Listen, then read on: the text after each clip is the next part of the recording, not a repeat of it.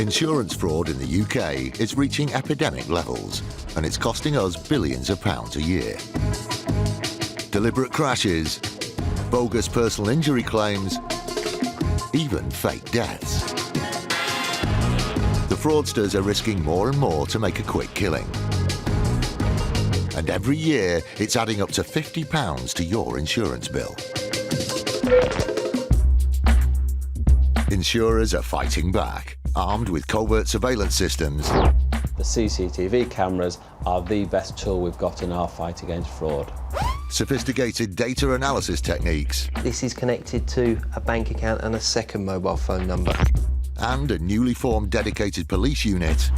Police, get back! They're catching the criminals red-handed. All those con men, scammers, cheats on the fiddle, now they're caught in the act, and claimed and shamed.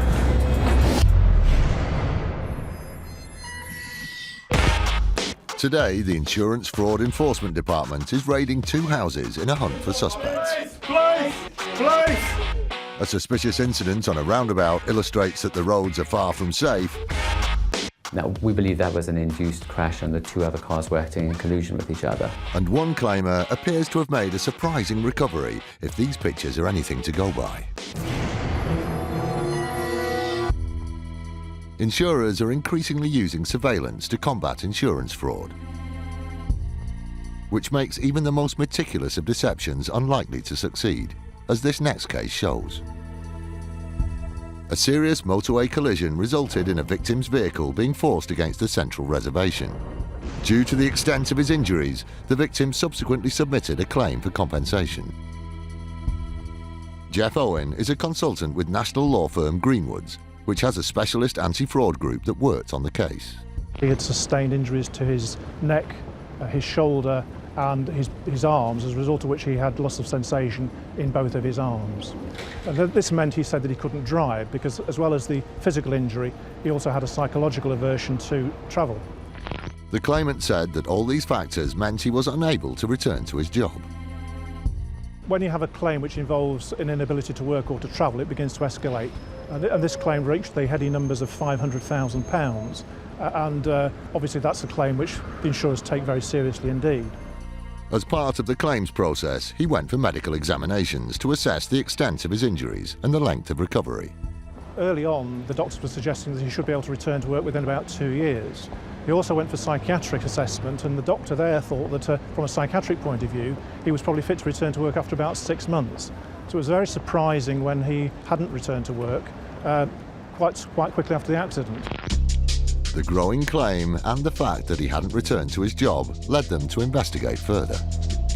There were suspicions raised at an early stage that the type of claim which was arising was out of proportion to the injury that had been sustained. This gave the insurer serious misgivings, so they decided to put the claimant under surveillance and brought in a team of specialist investigators. The man who led the project has to remain anonymous so that he could continue to work in the field. The first challenge was to track down the claimant. We were given 3 different addresses. He moved around quite a bit. He was quite evasive initially, and he lived in high-rise blocks of flats. So that is straight away a difficulty because you have to ID the claimant first. But they were eventually able to pinpoint where he lived and started surveillance on the main door to the block of flats, the only way in or out, or so they thought. We had placed him under a fair few periods of surveillance, but he didn't come out at any time, which we thought was rather strange. The surveillance continued, and eventually they made a breakthrough. It transpired that the claimant was first sighted when he came out of a back ground floor lounge door, which led out onto an enclosed patio, and then he scaled a 4.5-foot wrought iron railing fence. That was his mode of access every time he left the property and went back into the property. I mean, you try and take a fairly impartial view when you get on plot, but when somebody jumps over a railing, comes out of it was a very unusual thing to do. Not only was he displaying athletic abilities that were inconsistent with the level of injury he was claiming for, but his behaviour also implied that he suspected he was being observed. The undercover filming continued, and more revelations were to come. He suggested that he couldn't drive, and we filmed him driving. He said he had difficulty getting in and out of vehicles, but the film that we obtained of him clearly showed that he didn't have difficulties getting in and out of vehicles. As the video footage carries on, he not only continues to drive long distances, but he starts to go shopping, and one day returns home with a huge weight of bottles of water. For a man who wasn't supposed to be able to use his arms, particularly to carry weights of any degree, that was quite surprising. The video evidence was shot over a significant period of time and appeared to directly contradict the level of injury being claimed. As non-medical experts, he didn't appear to be in any particular pain or discomfort. He wasn't grimacing, he didn't have to stop. Eventually, the case went to court, and the claimant argued for a substantial payout, but the insurer's video evidence questioned his version of events. He represented himself, didn't do very well. He eventually received £9,500, which was for the genuine injury that he had sustained, but the rest of his claim was disallowed by the judge. That meant that he received only a tiny proportion of the huge amount that he originally demanded. It's difficult to know why claimants do this sort of thing. It can really only be driven by greed. There's a feeling that there's a cash cow out there that they want to tap into. What they have to realise is that increasingly insurers are becoming aware of this sort of activity and are doing their very best to stop it. An insurer sniffs out a snide claim for a supposedly lost Rolex. If the claim was genuine, we would be able to pay her for the loss that had actually occurred. And a van driver is apparently targeted by a suspected crash gang. I think pretty clearly soon afterwards, I think he knew that there'd been a problem. In the fight against the growing problem of insurance fraud, an elite police squad have come together to form IFED, the Insurance Fraud Enforcement Department. Insurance fraud isn't a victimless crime. £50 of each premium you pay each year goes to the fraudsters. We have been set up to tackle that problem.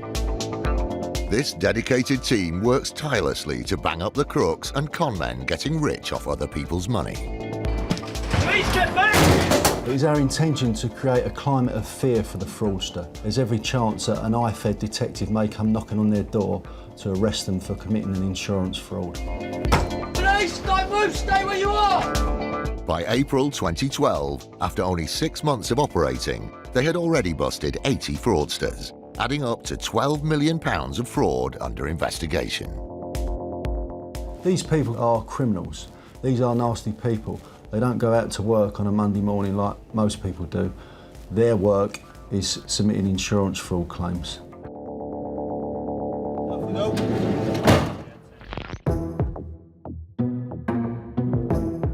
The Insurance Fraud Enforcement Department is investigating an alleged large-scale car insurance fraud involving multiple suspects and several locations.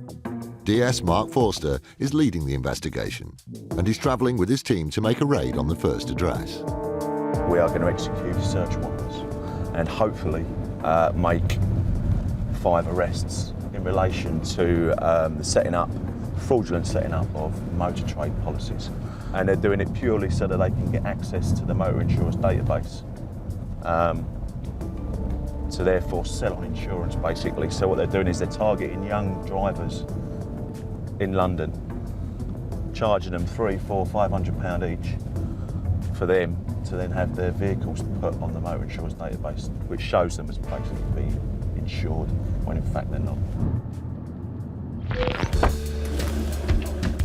The team arrive at the property. They're hoping to find 4 suspects, so the size of the operation means they've called in extensive backup. Right. Please open up! So what he's got. Hello there, you are. The door is opened by one of the residents, and they're in. Police! Where are they? Police officers! Please! Please! Just stay there for me, please. Do you want to get some clothes on now and get up, please? Just come downstairs. In a moment, we've got you on. We'll put everyone downstairs in the lounge, explain what's going on. Meanwhile, in a nearby neighbourhood, TI Alex Cooley is about to lead the raid on the second property. We're just moving into position now with a couple of people on the back door, and I'm going to be going in the front door along with the support group with these guys in uniform. Come down, mate. Come down, please. Police. Come down now, please. Hang on again. Now, get down to the door or it's going in, mate. Open up the door, it's going to be open.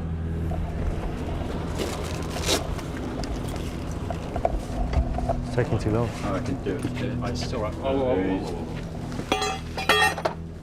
At the last minute, the man complies and opens the door. Morning. To the alarm police. You've got Section 8 warrant of seizure premises. They enter the house and go through the rooms. Yes, hi, we're from the City of London Police. We've got a warrant from the magistrates to search for any documentation relating to insurance fraud. We're interested in motor insurance fraud, yeah. So that's why we're here, and we will aim to do things as quick as possible. Back at the first property, Mark has arranged for the suspects to be gathered in the lounge. I'm arresting you, okay, on suspicion of conspiracy to defraud, okay, and also on suspicion of money laundering, okay? I'll caution you, you do not have to say anything, but it may harm your defence if you do not mention when questioned something which you later rely on in court. Anything you do say may be given in evidence. In the city? I know we yeah, we'll interview you. Nothing inside your waistband. In all, 4 suspects are formally arrested, searched and handcuffed. Just relax and... They are then taken from the house for further questioning at a local police station. IFED suspects that they're involved in fraudulently adding uninsured cars to the motor insurers database. But they'll only be able to back that up if they find evidence from a thorough search of the house.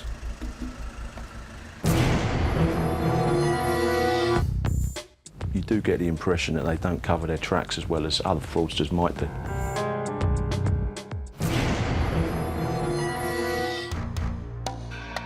One of the most prevalent and dangerous forms of car insurance fraud is the induced collision.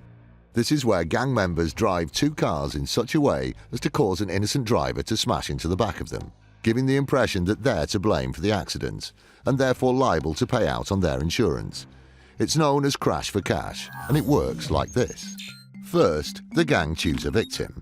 Then they move their 2 cars into position in front of the target. Gang car number 1 then slams on its brakes. Gang car 2 reacts by braking hard, resulting in a rear-end shunt from the victim. Gang car 1 then turns off at the next possible turning, pretending to be unaware of the crash. Fleet vehicles are especially at risk because fraudsters need to ensure victims have insurance. Peter Oakes is the head of fraud at a law firm that worked with a company targeted by one such gang. He dealt with one case which appeared at first glance to be a standard collision. The car was going round a roundabout. It came to a sudden halt as a result of the actions of another vehicle, and the Ocado van is alleged to have gone into the back of the Claimant vehicle. The company was then contacted by the driver of the car, who submitted a substantial compensation claim. 3 claims for personal injury, there was vehicle damage, credit hire, storage charges, all of the usual things that go alongside the personal injury claims that are made. In addition to that, the claimant solicitor's fees as well. In total, if the claim had gone through and been successful, it would have cost Ocado about £40,000. But what the claimant didn't realise was that the company was using cutting-edge technology. The vans are all fitted with cameras which record continuously throughout the journey on a half-an-hour loop. Every time there's a car crash, every time there's a vehicle incident, the driver reports it into his manager, and that winds its way through to our in-house insurance department, who will look at the camera footage from that incident. The footage in this case was studied to see if it matched the claimant's version of events. Instead, it told a significantly different story. What it actually shows is the Ocado vehicle going onto a roundabout, and you can see that it's preceded by 2 vehicles, a Vauxhall Severa and a Vauxhall Corsa. You can see the Severa in particular, he appears to indicate that he doesn't quite know where he's going. He goes to leave the roundabout and then turns right back onto the roundabout at the last minute, apparently leaving the Corsa with nowhere to go. The Corsa brakes, performs an emergency braking manoeuvre, and you can see the Ocado vehicle is only just able to stop in time. Now, we believe that was an induced crash and the two other cars were acting in collusion with each other. The key thing the footage shows is that there is no collision. Thanks to the driver's quick reactions, he managed to brake in time to avoid a smash. The evidence clearly disproves the claimant's story and also appears to show there was an attempt at an induced collision. I don't know whether the driver in this case knew that he'd been the victim of Crash for Cash, but you can certainly hear the element of surprise in his voice. That was close. He pulls over after the accident and exchange details. I think pretty clearly soon afterwards, I think he knew that there'd been a problem. With solid proof that there was no collision, the company took action. We sent a letter to the claimant solicitors and said that we weren't going to pay the claim. In our belief, it was fraudulent in its entirety, and as is typical, we didn't hear from those solicitors again. Thanks to the state-of-the-art video evidence, the claimant didn't get away with a payout for a collision that never happened and was left empty-handed.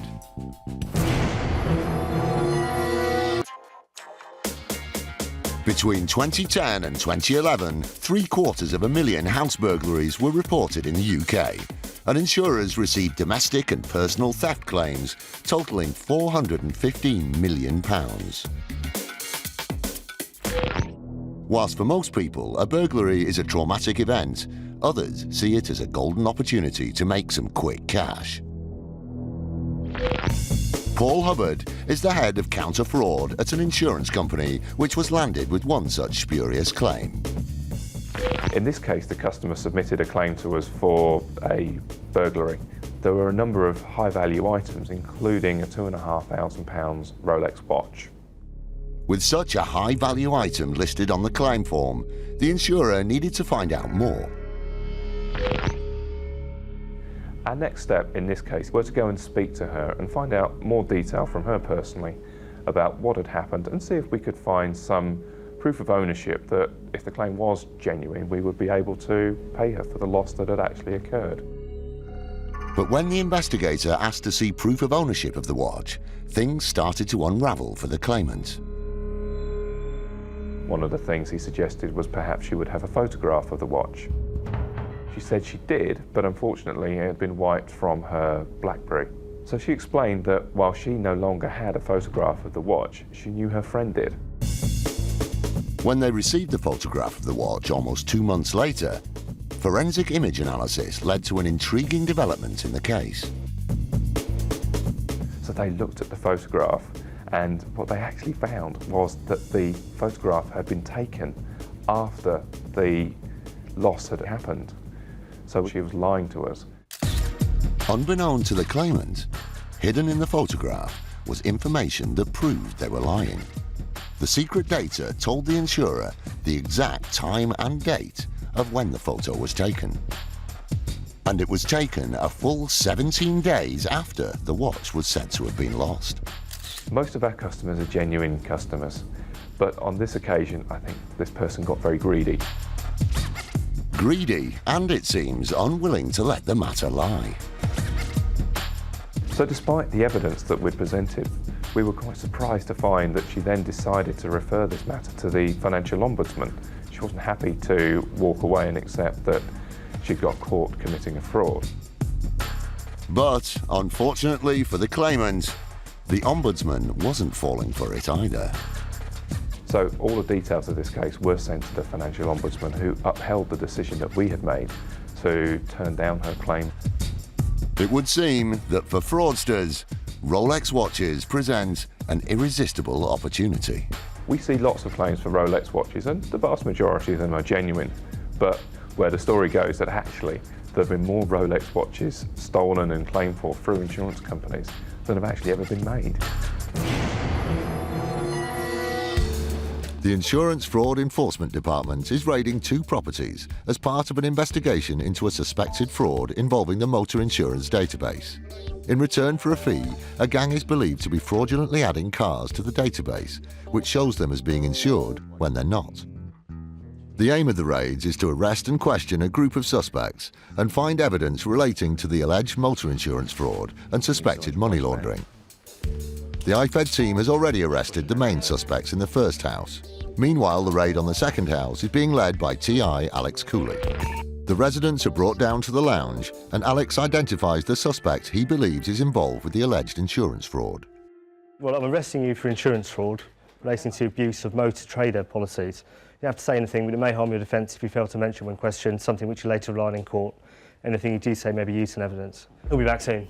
The IFED team needs to find documentary evidence to support their investigation into insurance fraud and money laundering. As they start the search for both motor insurance and financial information, Alex gets the suspect to show him where he stores his cash.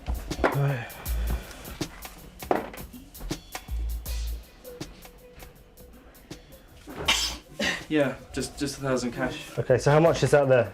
£1,000. That's 1,000. Okay. Alex decides that the suspect should be taken back to the police station for further questioning and he's led away. Back at the first house, the team led by DS Mark Forster is searching for evidence to support the investigation. We're looking for mobile phones, obviously computers, which I've not seen too many of, any sort of data storage devices, USB type sticks and stuff like that, and also obviously documentation relating to any of the 7 companies that the motor trade policies have been taken out in. Any insurance documentation at all that relates to any of those policies or any other policies which we think might have been incepted fraudulently. Just found a certificate of motor insurance. Looks like it's been photocopied rather than printed off anywhere. A potentially crucial discovery is found inside the suspect's car. In the doorwell you've got, at this address, new vehicle quotation. Basic price 91, 118 all in with all the modifications, all the extras. It looks like he's paid 10 grand in, then maybe another £2,000 as a finance agreement. Very nice, on order. The documentation shows that the suspect has on order a £118,000 top-of-the-range new car. The potential expenditure is relevant to the investigation because IFED has the power to look at suspect spending patterns and financial arrangements. Back inside, Mark is on the hunt for information about the suspect's bank accounts. They've been arrested for money laundering, and we'd like to sort of, start seeing where the money's going, what money they've got in various different accounts, because if there is a large amount of money, our financial investigators can put a restraining order on that money. And it's down to them to prove, basically, that that money's been obtained by legitimate means. As well as the bank details, Mark has also identified an insurance document that could be relevant. Motor Trade Cover Note. Alliance is the insurance company, and that was incepted or operational from the 23rd of July this year. People who are into this type of fraud look upon it as a bit of a safe way of making quite a lot of money. And it was pretty much unheard of people being arrested for this sort of level of fraud against insurance companies, until now, obviously. So you do get the impression that they don't cover their tracks as well as other fraudsters might do. Back at the second property, the search for evidence continues. It's vital for the investigation that they find documentation to support the case. Suddenly, Alex makes what could be a significant discovery. Letter to do with some collision, road traffic collision. Here we go. That's interesting, look. We've got a crib sheet. Ah, excellent. We've got a map and a crib sheet here. I've heard of these, I've never actually found one myself, but you will occasionally find a map and an explanation of what to say. So what I have here is a map showing 2 cars colliding with each other, and then an explanation. I was driving out on the main road, the third-party driver pulled out from Giveway and hit me on the passenger side, middle and rear. Alex and his team have bagged everything up and are about to move out when one final key piece of evidence is identified. This document here is one of a series which I found in a box on the suspect's wardrobe. which does concern a motor trade policy with a company that we were interested in. So, so far so good. We've basically found what we came here for.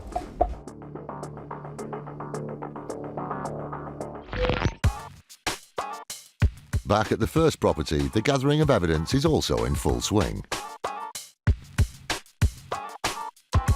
Mark checks inside a safe he's found in one of the bedrooms.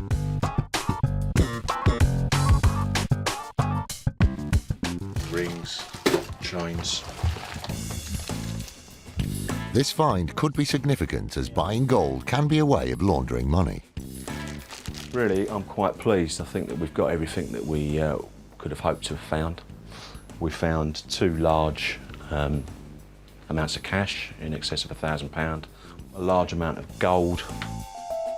The sizable amount of evidence that IFED has collected from the house needs further investigation, so they'll be packing it up and taking it back to their HQ.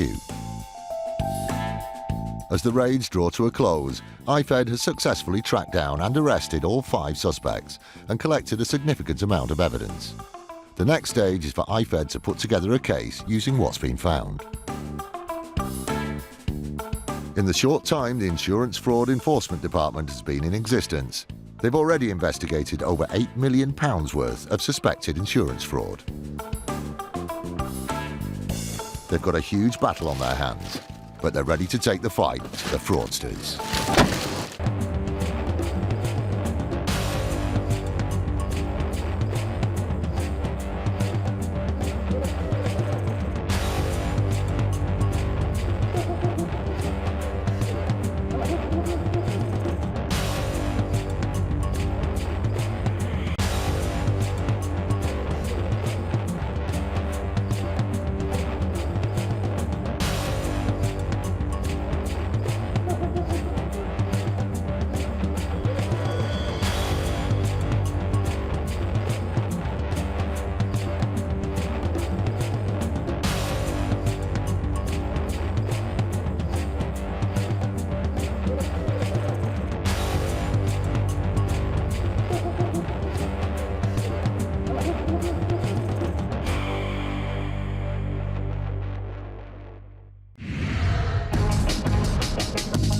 Insurance fraud in the UK is reaching epidemic levels, and it's costing us billions of pounds a year.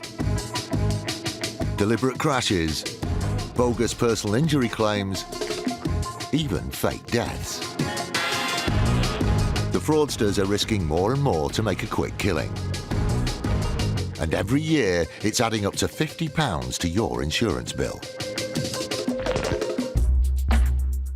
Insurers are fighting back, armed with covert surveillance systems. The equipment that we have to use has to be cutting edge. It's as simple as that. Sophisticated data analysis techniques. This is connected to a bank account and a second mobile phone number. And a newly formed dedicated police unit. Police, get back! They're catching the criminals red-handed. All those con men, scammers, cheats on the fiddle, now they're caught in the act and claimed and shamed.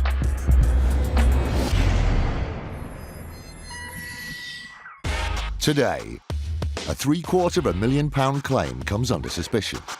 It was very pertinent to the case that we showed exactly how much he was able to do on a day-to-day basis. A specialist police fraud unit executes an early morning raid on a suspect. I'm going to be questioning you about a no claims discount, okay?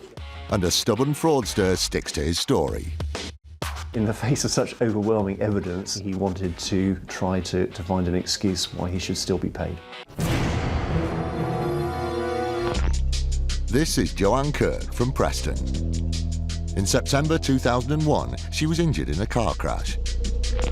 The shunt left her with neck and shoulder pain, but her injuries seemed relatively minor. Well, this was an accident where Mrs. Kirk was stationary at a roundabout and our customer hit her from behind. So this was a genuine accident. We had no doubt that the accident occurred. We also had no doubt that Mrs. Kirk received injuries as a result of the accident. 1 year after the crash, Mrs. Kirk's condition deteriorated. Complaining of extreme muscle spasms, chronic pain and exhaustion, she decided to quit her job as a university administrator. As well as making a claim for disability living allowance, she began legal proceedings against the insurer of the driver who had crashed into her. The claim was handed to the insurer. Mrs. Kirk's claim came to us about 2 years after the initial accident had happened. She was claiming for £750,000. To the experienced claims handlers at RBS, Joanne Kirk's physical deterioration didn't fit the usual pattern. We understand the types of injuries that are likely to come from accidents, and we also understand how people normally recover from those accidents.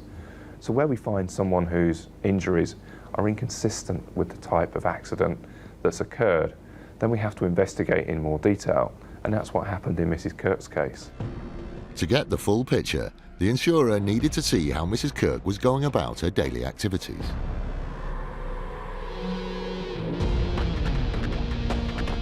If you want to spy on someone, this team of undercover investigators will get the job done, using their highly trained operatives. The operatives themselves have to have kind of huge amount of concentration, and ultimately what we're seeking to do is maximise the footage that we get. And today I'm one of 2 operatives tasked with observation and surveillance, and of Joanne Kirk. With the Kirk case, we were presented with an individual who was claiming physical disability. It was very pertinent to the case that we showed exactly how much she was able to do on a day-to-day basis. So for us, it was about maximising the surveillance footage and showing her in every scenario that we found her in. Joanne Kirk had submitted a £750,000 claim. In that claim, she stated that she needed crutches when going outside, that she was unable to carry out the simplest of tasks without help, that she was unable to hold a pen, that she was unable to sit or stand comfortably, and that she could only walk a maximum of 5 metres without stopping. In the spring of 2005, the surveillance company set about filming Mrs. Kirk.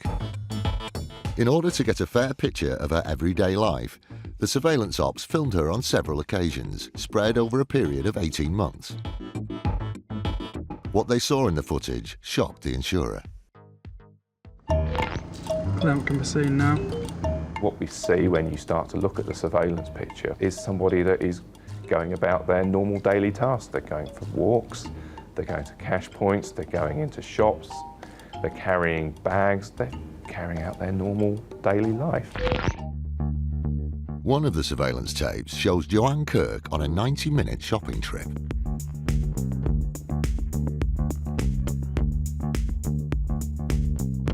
When we were filming her, she didn't exhibit any form of disability whatsoever. It was central to the case itself in showing the courts that there was a deliberate fraud involved or a level of exaggeration that went way beyond just trying to elevate your claim. Mrs. Kirk claimed that she could only walk a maximum of 5 metres before needing to stop, and that she used crutches when going out. After watching the footage, that was something that the insurer found hard to believe. So when the final claim was submitted by Mrs. Kirk's lawyers, we presented them with the evidence that we'd gathered over 2 years of all the things that she said that she couldn't do, but actually our evidence demonstrated that she could. So immediately they dropped the claim for £750,000 and accepted £25,000. We were dealing with a lady who had clearly exaggerated her injuries in order to gain an increased payout through an insurance claim, but was clearly taking the mickey from the courts, abusing the legal system and the process that sits behind it. When faced with the evidence, Joanne Kirk settled for a hugely reduced payout of £25,000. That wasn't the end of it for her. She had attempted to fraudulently claim over £750,000. We didn't think it was right that she should be able to walk away from a claim like that, from that kind of lie, without some kind of consequences. In an unprecedented move, the insurer hit back at Joanne Kirk and pursued the matter in court. We undertook what was a landmark proceeding at the time to bring a case against her for contempt. Now that was something that no insurance company had done before.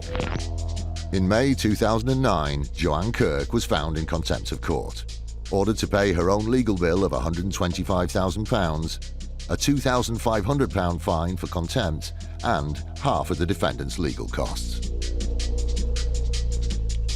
It took a lot of time, it took a lot of effort, and we had to be quite brave in what we were trying to do. But when we finally got to conviction, we were really pleased that we were actually sending a message. We've blazed a trail on behalf of insurers and set a precedent that people can't make claims that are totally fabricated or exaggerated and walk away from their lives without any consequences.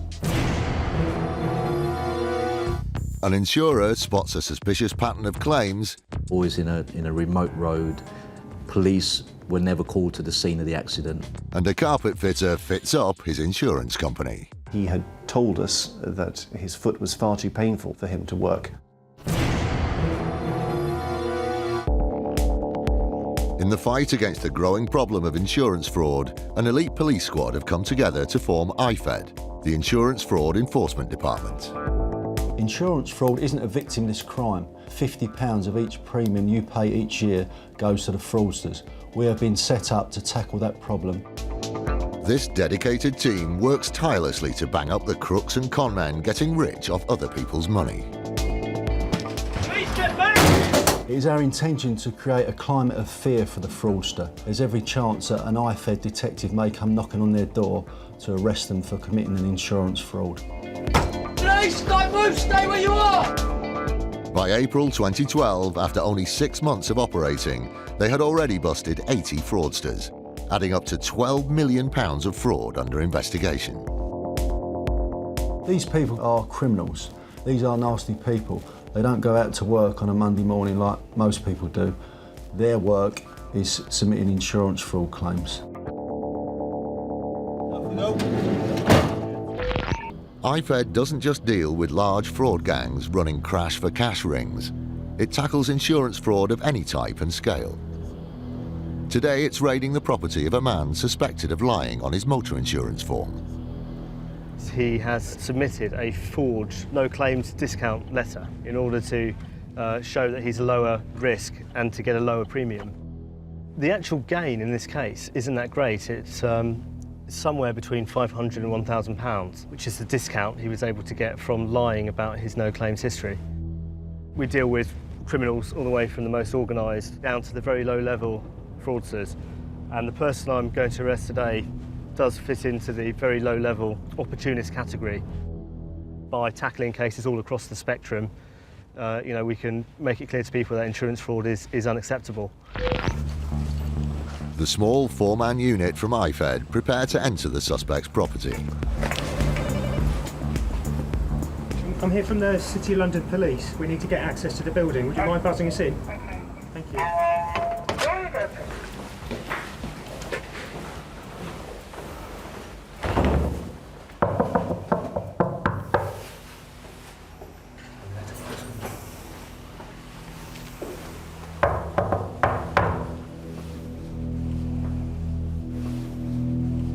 The IFED team can hear some activity behind the door, but no one is answering.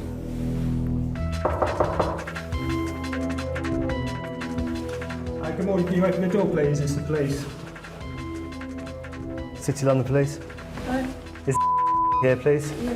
Is that the bathroom or the bedroom? No, bedroom. Okay, Mr. Yeah. Alex Cooley, City London Police. I'm arresting you for fraud by false representation in relation to a forged no claims discount document. So the reason it's necessary for me to arrest you is to look for any documentation relating to the alleged fraud. Let me change my clothes. I'll let you get changed, yeah. Now, where are you planning to get changed? In the bathroom? Washing my teeth. Okay, well look, you need to get changed The officer will have to go under the supervision of my colleague, okay? We need to search the suspect's bedroom and any other common areas that he might be keeping documentation in relation to the insurance fraud. And when we've completed the search, we'll be taking the suspect back to Bishopsgate Police Station. But no, just to explain what it's about. Okay, but I'm interested. Okay. I'll write it down, guys. But I just IFED search is being delayed by the suspect. I'm going to be questioning you about a no claims discount, okay? So I'm going to have to quickly search your pockets, okay? I don't know why if I pay every month, I don't know why they do.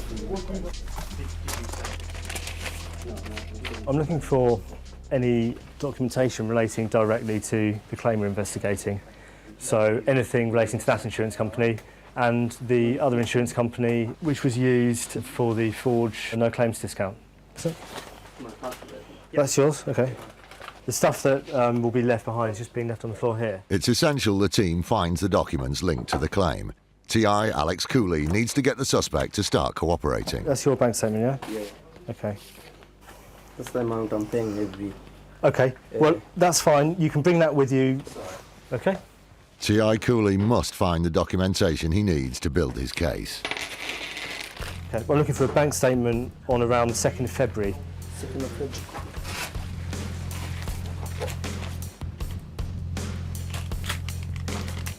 So that's May to June. You said 2009? So 2nd of February 2012. 12. I just found the documentation in the first drawer. What's this? Oh, they have to... Okay. You're changing the kind of... Oh, yeah. 2nd of February 2012. February, so that's a little bit. So if we go back a little bit early, no. Right, I've got this statement here. Yeah. Could that be the one from the 2nd of February? That's when we left it, I don't have the money there. Okay, we'll have to keep looking for it. Yeah, no problem. The suspect took out a motor insurance policy. He declared that he had a 5 years no claims discount.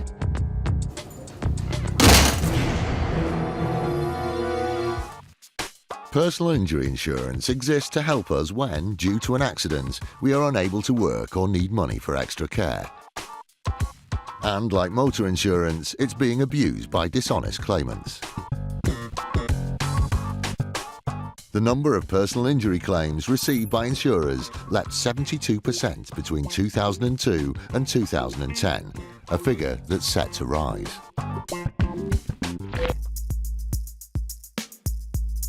July 2008.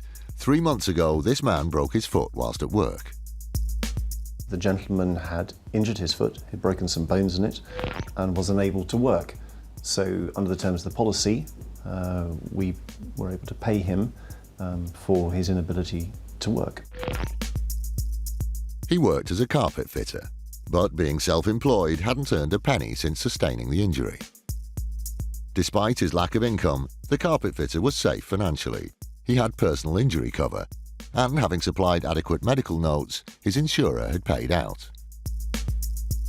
As a result of his injuries, he was unable to carry out his full duties of laying a carpet. He couldn't drive, and he wasn't able to, the pain was too much for him to work. So that was under the terms of the policy. We would pay him until he was able to return to work. We were making benefit payments to the claimant for a period of several months. He broke his foot in, I think, the April, and so for some 3 months after that was receiving regular payments from us as part of his insurance cover. The claim in total was a region of £2,300. 3 months after the accident, his insurer attempted to contact him for an update on his condition. We found it very difficult to get hold of him after some months after the injury. He wasn't answering his telephone. We weren't able to get updates on his medical condition or to find out if the plaster had been removed and if he was able to return to work some 3 months after the initial injury to his foot. 3 days after failing to get hold of the carpet fitter, the insurer was handed some intriguing information in the form of a tip-off from a member of the public. We have a wide network of people with whom we work in the insurance industry, and that can be repairers, engineers, loss adjusters, and even members of the public. And all of those are often willing to let us know where they feel that the circumstances of an insurance claim are suspicious. The informant called the insurer, stating that the carpet fitter had been seen working. Potentially, the insurer was looking at a fraudulent claim, so they reacted with one of their most effective tools. The next step for us, having received the tip-off, was to send out some surveillance. We sometimes do this in cases where we need to gather evidence to back up our suspicions that that all is not as it should be. And when they received the report back from the surveillance team, we were shocked. Okie doke, thanks for that, lovely. This is what they saw. The surveillance team found that the carpet layer was not only working, he was driving his vehicle, he wasn't in plaster, and we had footage of him carrying heavy carpet rolls and fitting the carpet in somebody's house. When we had eventually managed to get hold of him, he had told us that his foot was far too painful for him to work, that he was suffering particular pains in the evening, which perhaps not surprising after the amount of work he'd been doing, carrying carpets all day. Confronted with such hard evidence, most people would back down and retract their fraudulent claim. Not the carpet fitter. The carpet fitter claimed that the footage was obtained on a day when he was testing his foot. But the suspect was filmed working for over 6 hours. This was, in the eyes of the insurer, more than enough time to test his foot. I was surprised that he wanted to, in the face of such overwhelming evidence, try to find an excuse why he should still be paid. In court, his excuses proved futile. The carpet fitter was ordered to pay back the £1,672 in payouts he had received, and was landed with the bill for the insurer's investigation and legal costs. With the added interest, he was looking at a bill totalling almost £9,000. I'm happy that we have the money back and that it's meant that we haven't paid out for a fraudulent claim. I would like to see deterrent measures. I'd like to see a very strong message sent out. People who make exaggerated claims, I think, should consider that the impact it has on the millions of law-abiding and honest policyholders who all have to pay for it. This is not a victimless crime. These people are not taking money out of the system or some faceless insurance company. It's all going back to the innocent people who have to pay their premiums.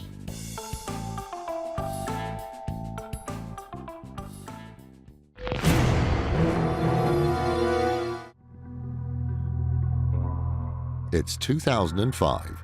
A fraud ringleader is gathering foot soldiers to take part in an audacious plot against an insurer. If successful, he could be masterminding one of the biggest crash-for-cash scams ever.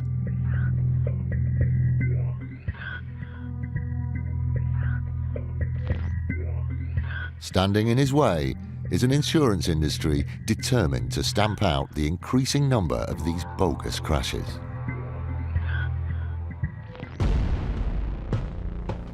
Later that year, a large insurer became suspicious after receiving a number of claims that seemed to be linked.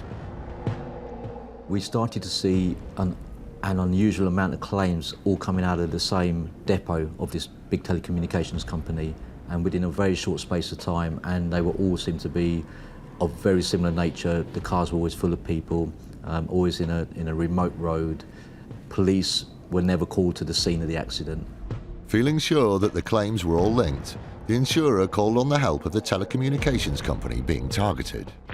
The telecommunications company were able to release some of the employment records, which then gave us some more links between the individuals involved. All of the alleged smashes involved individuals who worked as sales reps for the company. January 2005, June to 2005, a lot of them joined, a lot of them left, and that's when we saw the spike. The connections continued to mount. And then we also found out from employment records that a lot of these guys worked together previously. By this point, the insurer was convinced that the sales reps had been using their company cars in staged crashes in order to make money from their company's policies. But this was a big operation. There had to be a ringleader. The insurer still didn't know who that was. At the time, this was the biggest conspiracy fraud involving fake car crashes against one insurance company. It totaled 49 claims. The value of the fraud, if successful, would have been in excess of 1.3 million. In the hunt for the ringleader, the insurer turned its attention to the details of the crash victims. In terms of the injury claims, they were all whiplash. Very difficult to diagnose, very difficult to disprove. Furthermore, the insurer found that, just like the sales reps, there was an uncanny coincidence with the victims too. The people in the other cars were all friends and family. Suspecting that the smash victims were part of the scam too, the insurer took its research to the police. The police questioned all the people involved in the crashes. One name cropped up time and time again. That of the man at the centre of the scam. Fraud ringleader Darren Duval, a 38-year-old butcher. How he recruited him was interesting. He would sit in McDonald's, watch the same team of sales reps come in for their team breakfast. He then approached them. He approached the team leader, which he recruited first, and said, if you can give me your details, I'll give you £1,000, easy money. So in total, you're talking maybe £40,000, £50,000 going between the whole group of foot soldiers.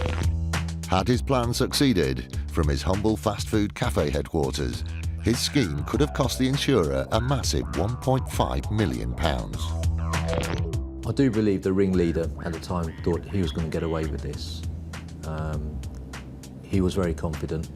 The way he recruited his foot soldiers, the way he went about this, the way he planned this, executed it, very well organised, and I do believe he thought he was going to get away with it. This massive organised crime had been busted. 25 defendants were charged with conspiracy to defraud. It took 5 days for the court to process them. 8 individuals received custodial sentences, the longest 3 years, being handed to the ringleader, Darren Duval. In terms of how I felt and how Allianz felt, it was a very satisfying outcome. It sent out a message that actually insurance fraud, you're going to get caught. I'm arresting you for fraud by false representation. Today, IFED is raiding the property of a man suspected of lying on an insurance application. One piece of evidence T.I. Cooley is keen to get hold of is a bank statement. Okay, we'll have to keep looking for it. Yeah, no problem. It's not the bank statement, but T.I. Cooley thinks he may have come across some potentially incriminating evidence. Paperwork directly relating to the suspect's insurance application. Okay, well, I'll send it to them. Okay, that's fine. That's a letter for them. Okay, if you want to place that on the bed, I'm just going to look. This might be relevant because it refers to the vehicle registration number that I'm interested in. If we can seize this pile of documentation and those phones and the wallet, we'll keep the wallet out separately. Okay, where are your shoes?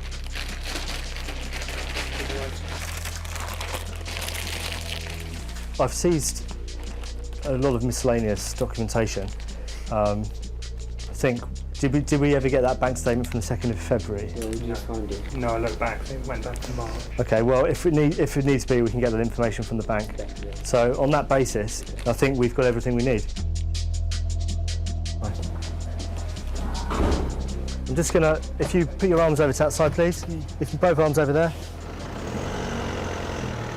I arrested him for fraud by false representation in relation to a forged no claims discount document. In his bedroom wardrobe, he'd very helpfully kept a file of exactly what he'd sent to the insurance company, and there in a little plastic folder was the forged no claims document.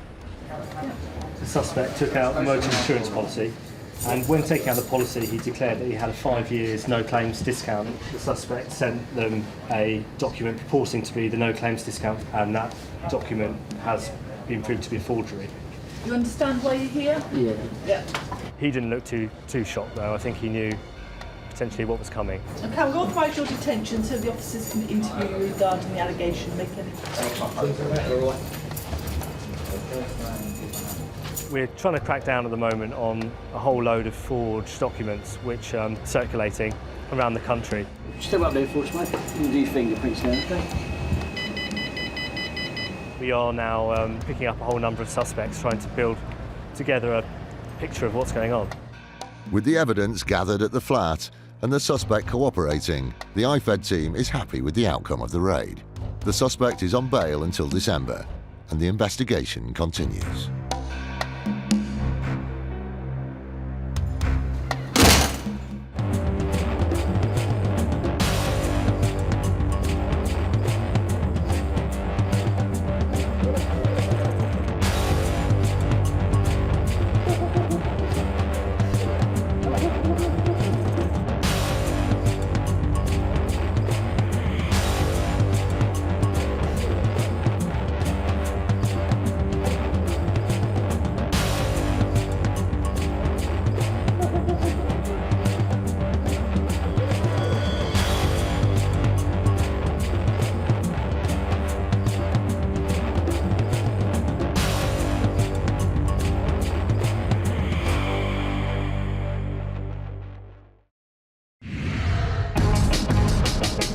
Insurance fraud in the UK is reaching epidemic levels, and it's costing us billions of pounds a year.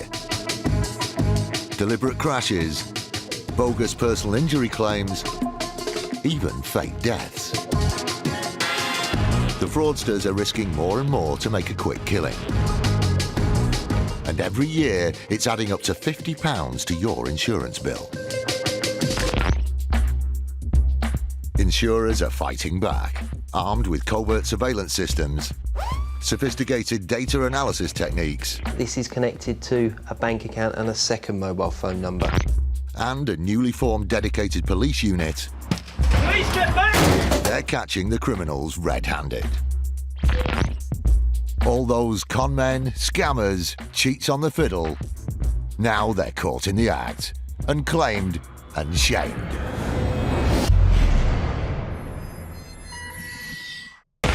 No, it's the police. Can you open the door, please? Today, the Insurance Fraud Enforcement Department tracks down suspects involved with potentially fraudulent checks. Arrested on suspicion of money laundering. A high-performance sports car gets a roasting, The petrol tank caught fire and the vehicle went up in flames.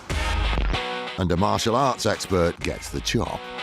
This individual said that he couldn't instruct martial arts anymore. Clearly, this video evidence showed the opposite, really.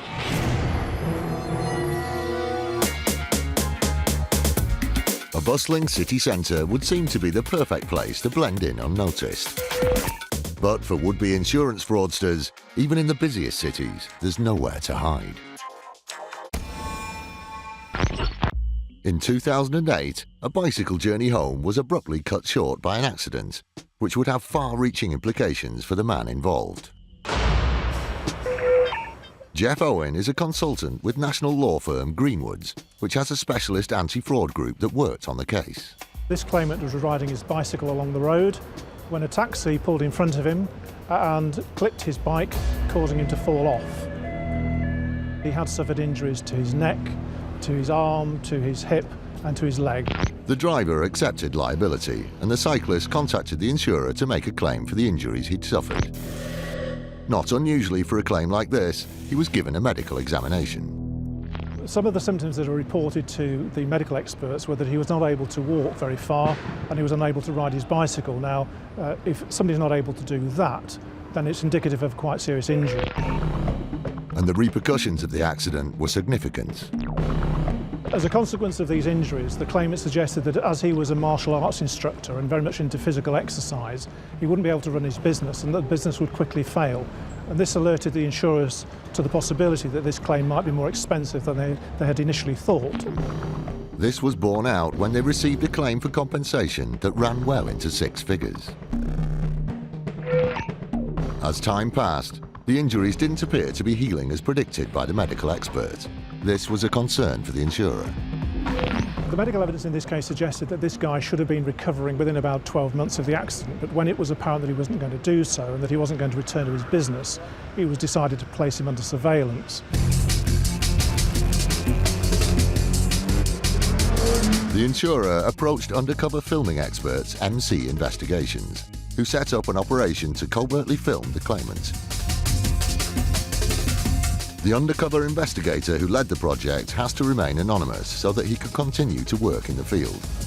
Before starting the surveillance, he studied the case fully. The first thing we do is we read through the medical records, so we get a bit of a feel and a profile on the claimant, and then we went out to verify that he did live at the given home address, and once that was established, we then carried out a recce, a reconnaissance, so that we familiarise ourselves with the area that the claimant lives, which vehicles we're going to use, what manpower and what equipment we're going to use. Once they'd done the groundwork, the surveillance started in earnest. But for a man who wasn't able to walk very far, it was clear that he was able to do so, and he went on very long shopping expeditions. But that on its own wasn't conclusive evidence, so the covert filming continued. And eventually we got the very useful information that he was riding his bike again.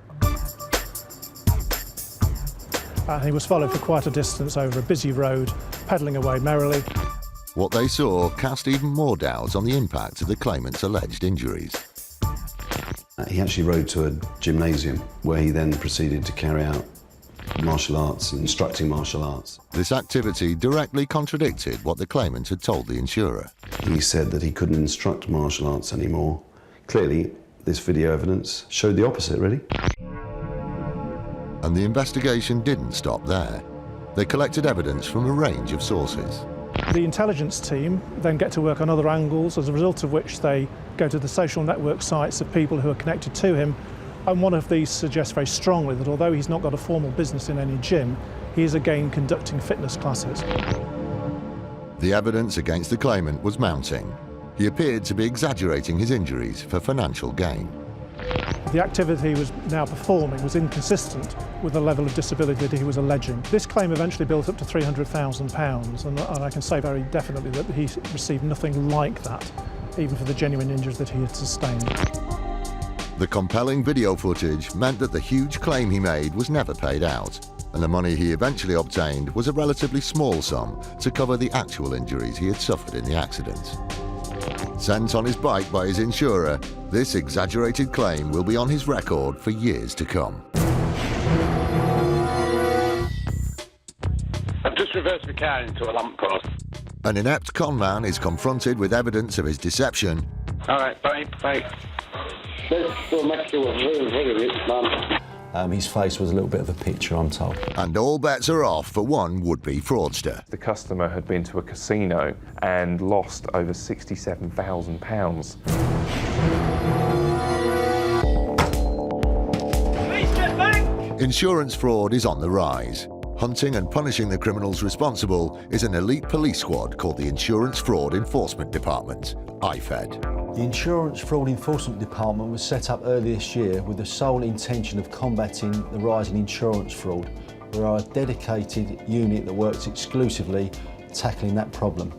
A growing number of fraudsters are prepared to lie and cheat their way to money they don't deserve.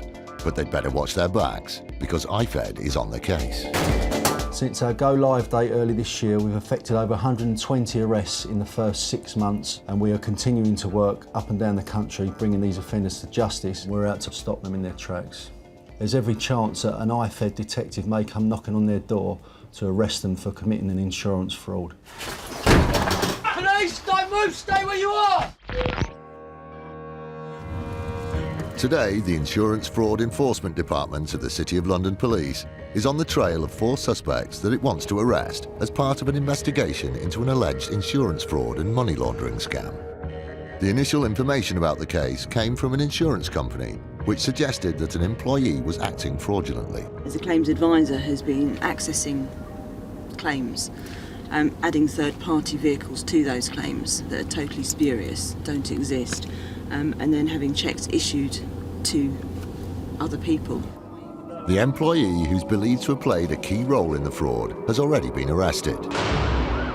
IFED is now looking to arrest and question those who allegedly received the fraudulent payouts and then paid a cut back to the initial suspect.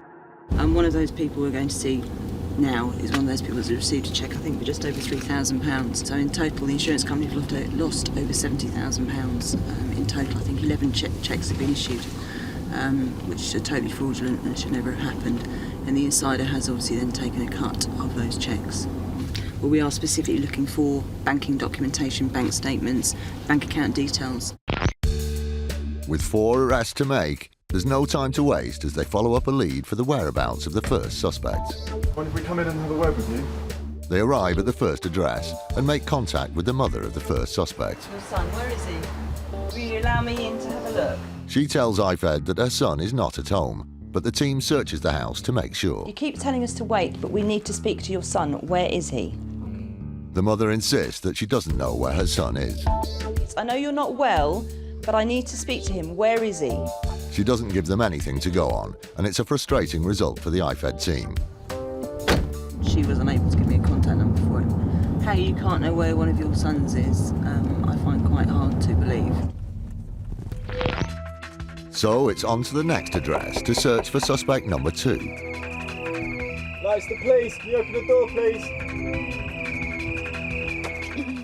Once the door is eventually opened, they ask whether they can speak to the suspect. That's Libby. It's just the break they need, and they enter the house to question him further. Right, we're from the Insurance Fraud Unit. and it's believed that you received a cheque to the value of £6,550, which was paid into your bank account. Okay?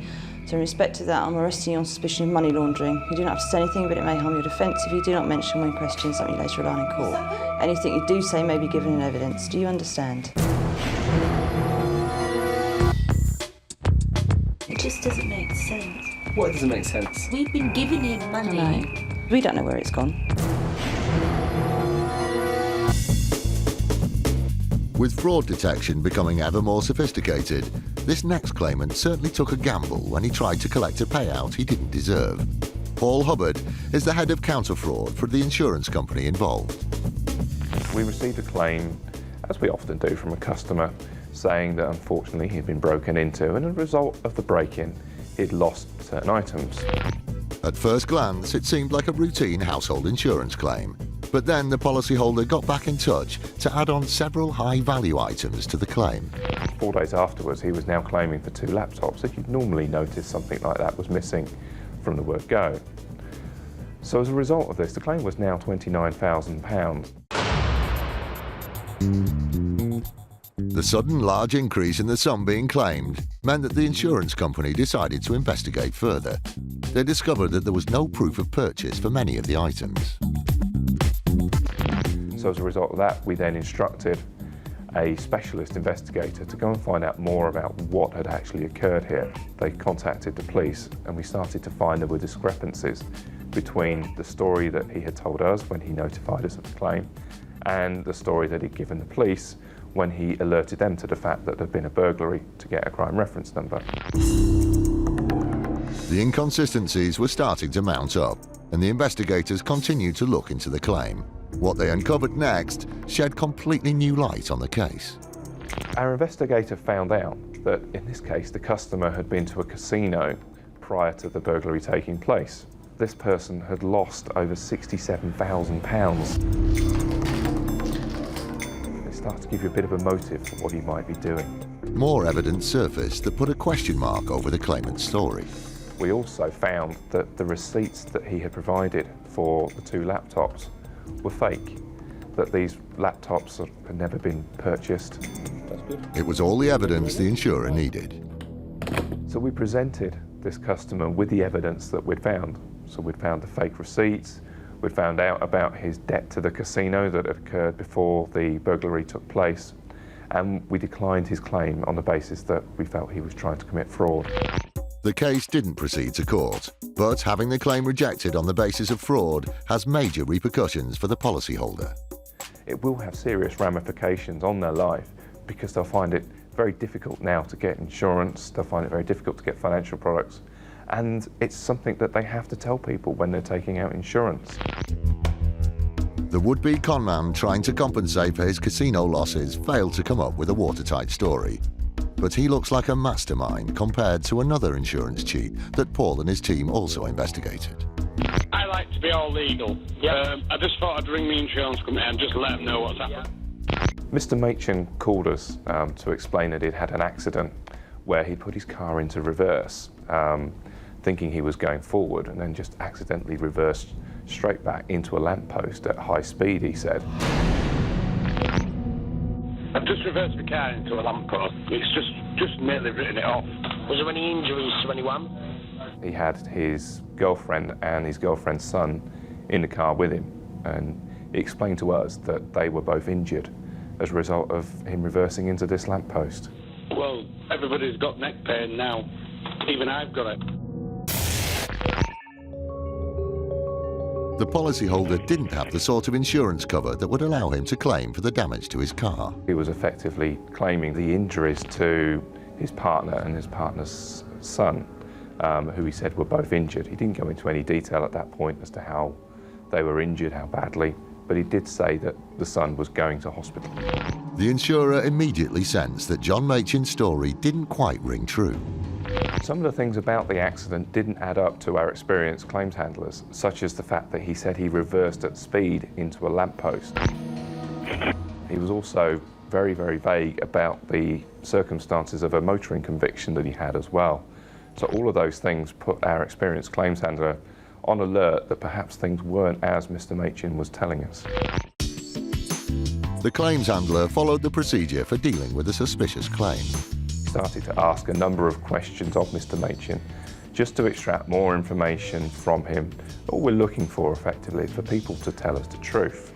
As a result of those questions, we were again increasingly concerned that the information wasn't accurate. Alarm bells were ringing by this stage, but there was no actual proof of fraud. However, at the end of the call, John Machin made a critical error when he failed to hang up properly and gifted the insurer all the evidence they needed. Gentlemen, thank you very much for calling today. Thank you, then. Goodbye.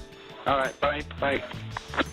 I can make you a very rich man. If this is it, and if it all comes off this, I know it's going to take time, but when it comes to that time, right, this will make you a very, very rich man. When we heard that phone call for the first time, we were really surprised, horrified to a degree that somebody would be so blatant about the fraud that they're trying to commit and feel so good that they were taking money from effectively innocent customers who have to pay more premium. The insurer passed its evidence to the Insurance Fraud Enforcement Department of the City of London Police. At the time, the team had just been formed to fight the mounting problem of insurance fraud, and this was one of the first cases they investigated. They moved in to arrest John Machin and take him for questioning.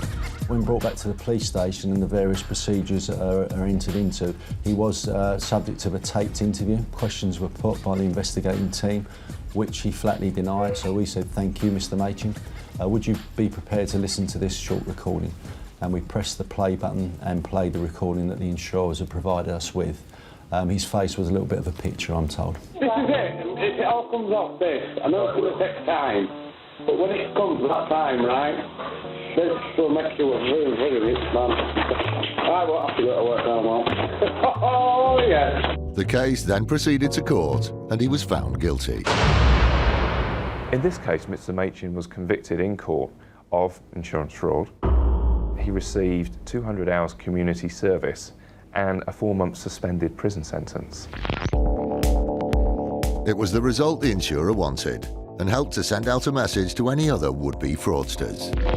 I think people like Mr. Machin see insurance companies as a giant pot of money that they can just dip into whenever they feel like.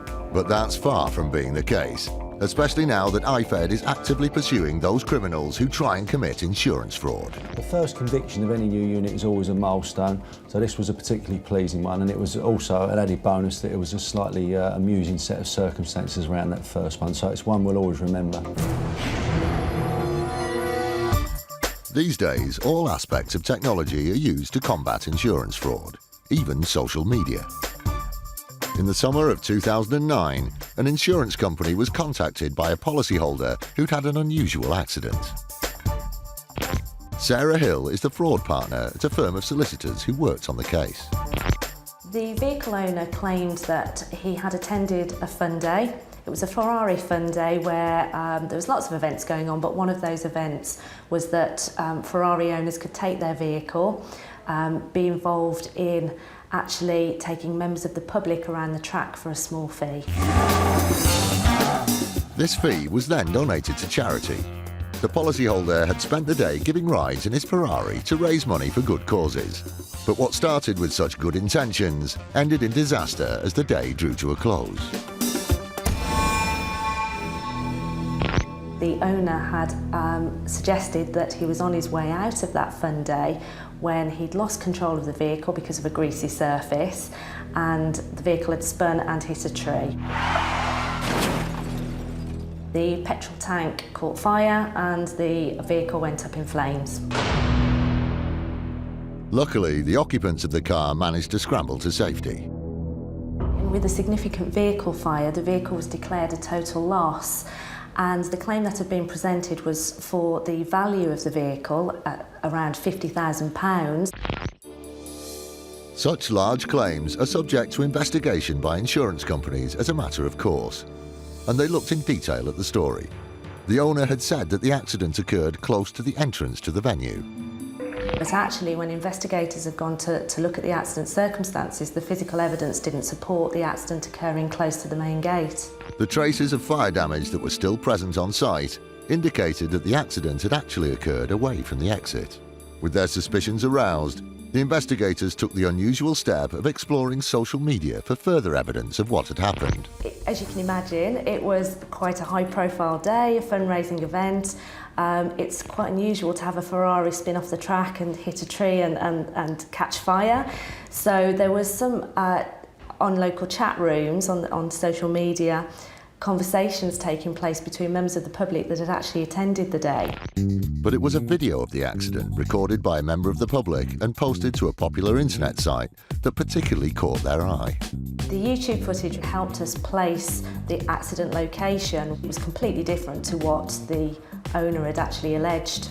But the footage on its own wasn't enough, so the investigators collected witness statements. What they discovered from people who were there on the day sent the owner's story up in flames. Their evidence indicated that it wasn't the owner of the Ferrari vehicle that had been driving the Ferrari at the time of the accident, and in fact it was his friend who was uninsured. This was totally unexpected. Not only was the owner being untruthful about the location of the crash, he wasn't even driving at the time. This was to have massive consequences. In order to make a claim for the value of the vehicle under his policy of insurance, the Ferrari owner had to have been driving the Ferrari vehicle at the time of the accident. But since he wasn't, he'd be out of pocket to the tune of £50,000, the cost of the car. This huge potential loss was what motivated him to lie to his insurer and submit a claim in which he falsely stated that he was driving at the time of the accident. He was not entitled to claim and clearly put forward a fraudulent claim in alleging he was driving the vehicle. The case was passed to the authorities and proceeded to court. Initially, the Ferrari owner pleaded not guilty, which was very surprising to me in light of the extent of the overwhelming evidence. Later on, he did actually plead guilty to the offence.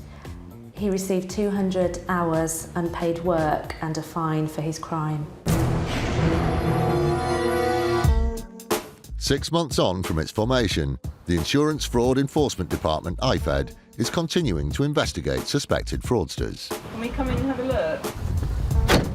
Today, they're on the trail of 4 suspects linked to a case of alleged money laundering. They drew a blank at the first address, but the second suspect was home and has just been arrested. I'm arresting you on suspicion of money laundering. As they move upstairs to start searching for evidence, the suspect seems to be in shock. I don't understand why you've been arrested. It's in relation to a cheque for over £6,500 that's gone into your bank account. It's quite a lot of money, hence the arrest and suspicion of money laundering. Okay. All right? Okay. It's vital that the IFED team collects enough evidence to make the case stand up, and they gather together a range of potentially relevant documentation. Cash passports, currency card. Suddenly, a breakthrough comes from the suspect. He's just made a significant statement which we're taking note of, which he'll sign. He's admitted to his mother and to us that he has taken that cheque, accepted that cheque. He was approached apparently by a man on the street. The suspect is then taken to a local police station for further questioning, and the IFED team talks things through with his mother.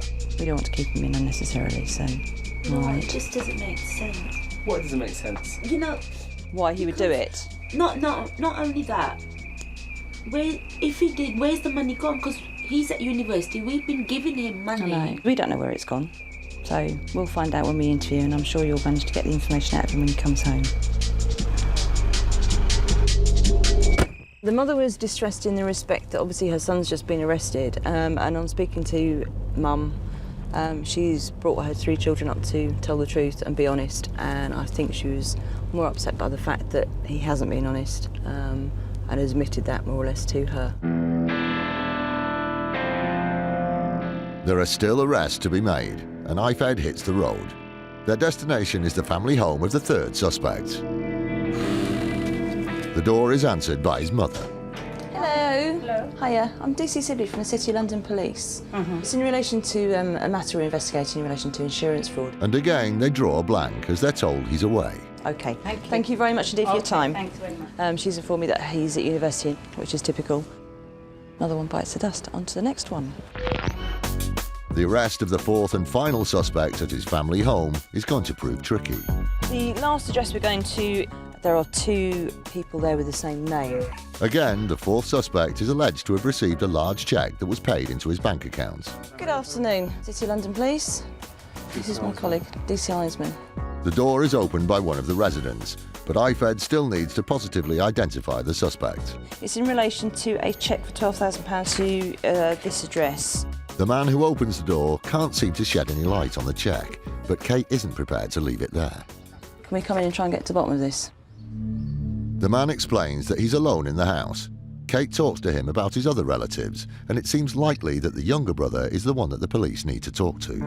Yeah, that fits the profile of the other people that we've been arresting today. So.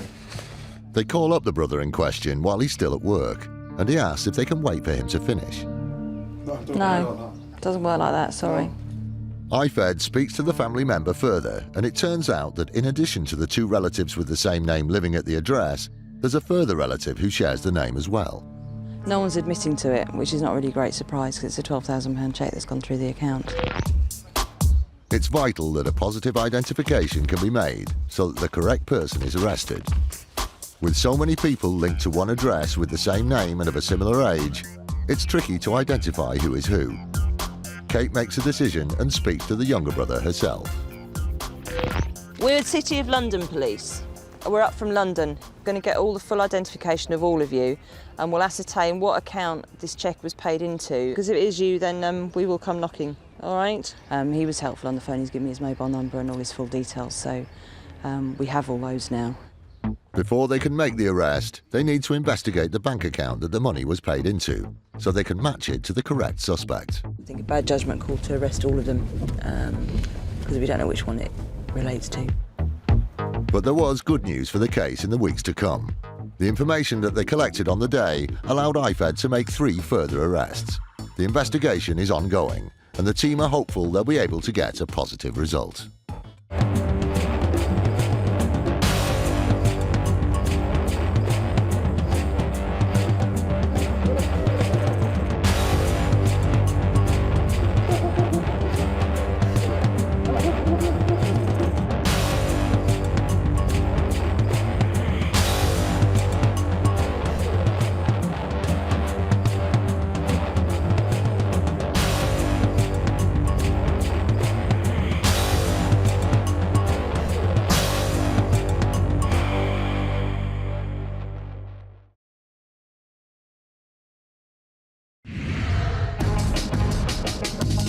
Insurance fraud in the UK is reaching epidemic levels, and it's costing us billions of pounds every year. Deliberate crashes, bogus personal injury claims, even fake deaths. The fraudsters are risking more and more to make a quick killing. And every year, it's adding up to £50 to your insurance bill. Insurers are fighting back, armed with covert surveillance systems. The equipment that we have to use has to be cutting edge. It's as simple as that. Sophisticated data analysis techniques. This is connected to a bank account and a second mobile phone number. And a newly formed dedicated police unit. Police, get back! They're catching the criminals red-handed. All those con men, scammers, cheats on the fiddle, now they're caught in the act and claimed and shamed.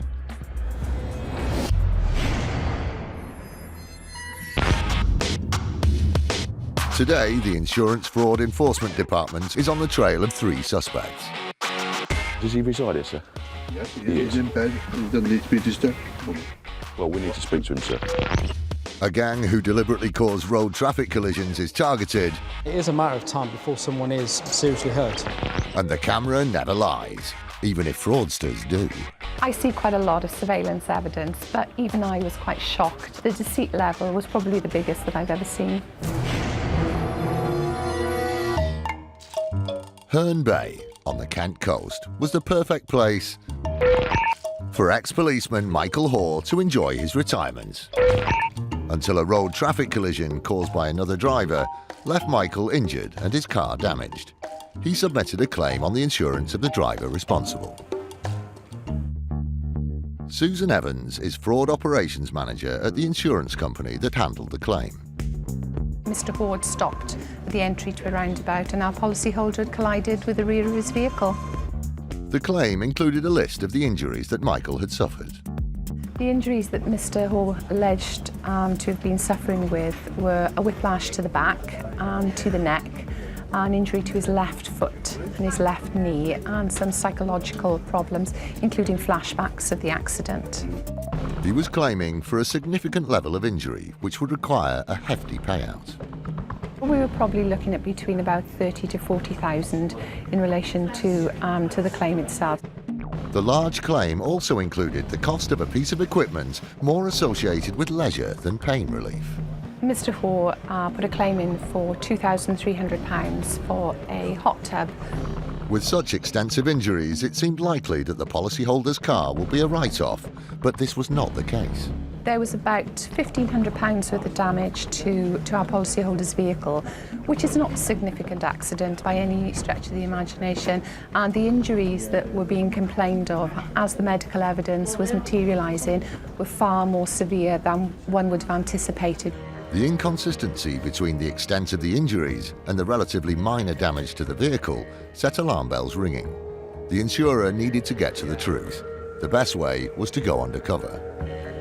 The insurer called on the services of a group of investigators who specialise in concealed cameras and covert filming. Our role is simply to remain covert at all times, to go in, take footage and take as much footage as possible so that the courts can form a correct legal opinion of someone's ability or disability. Surveillance took place on the same day that Michael had to attend an examination. On the day of his medical, presented himself as a person who needed a walking aid, who was very, very ill. He was kind of almost shuffling along. At one stage, he stopped and clearly appeared to have some form of twinge in his back, and presented himself as someone with a significant disability. The footage supported Michael's claim, but the surveillance group had their suspicions.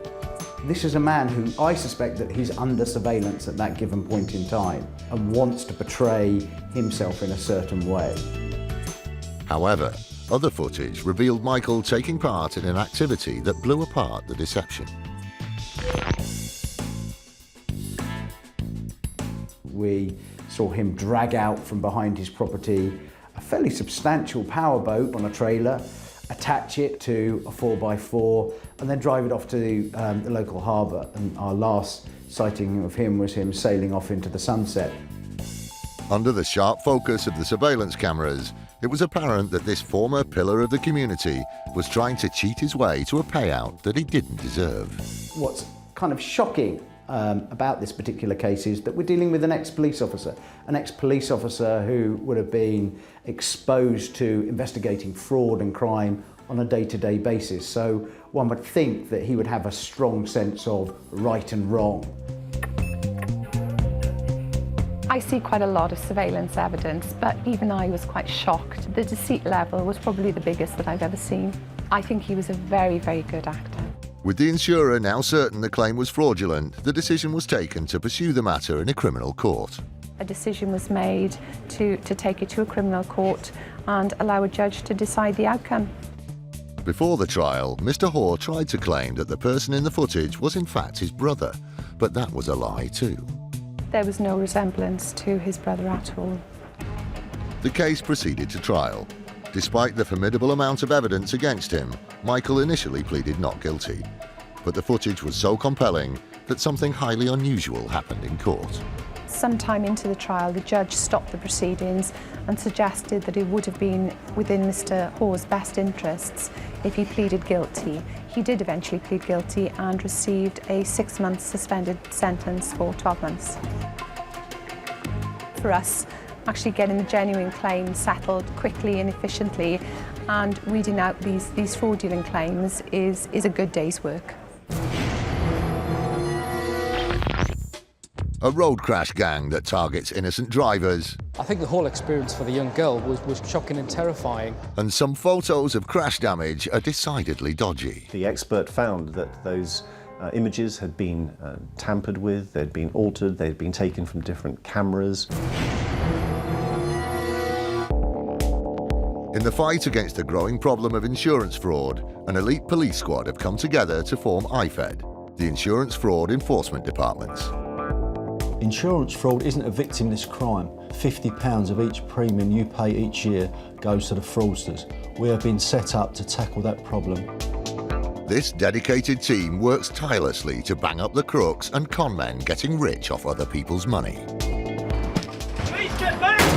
It is our intention to create a climate of fear for the fraudster. There's every chance that an IFED detective may come knocking on their door to arrest them for committing an insurance fraud. Police, don't move, stay where you are! By April 2012, after only 6 months of operating, they had already busted 80 fraudsters, adding up to £12 million of fraud under investigation. These people are criminals. These are nasty people. They don't go out to work on a Monday morning like most people do. Their work is submitting insurance fraud claims.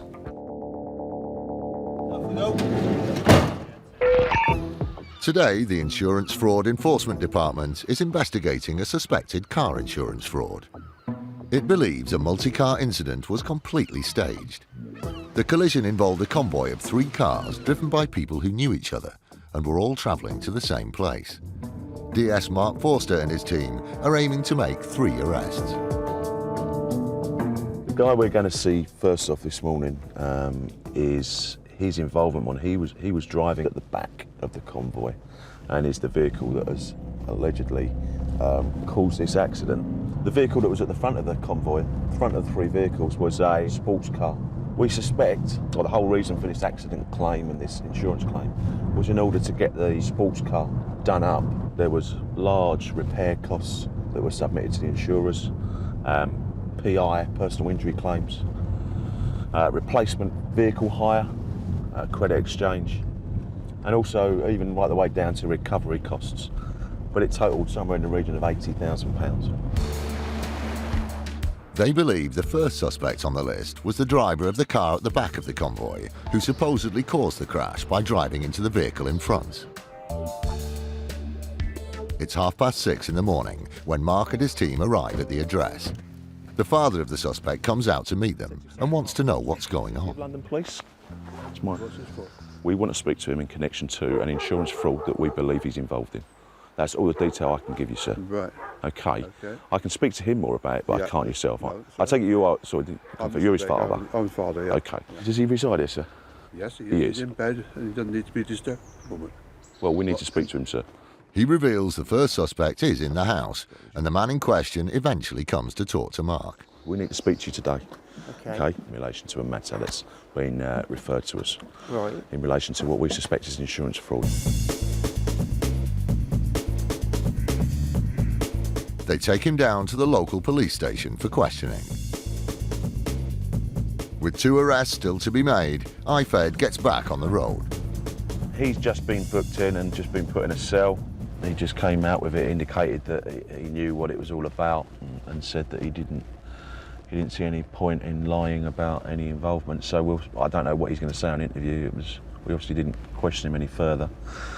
But he asked if we were picking up any of the others that were involved, was his exact words. So what exactly that means, I don't know. Next stop for the IFED team is a property where they believe the second and third suspects will both be. The second suspect was a passenger and put in a claim for personal injury. The third suspect is the owner of the sports car. We think all these lads have got together, basically come up with this plan and decided to make up this accident and put in numerous claims from it.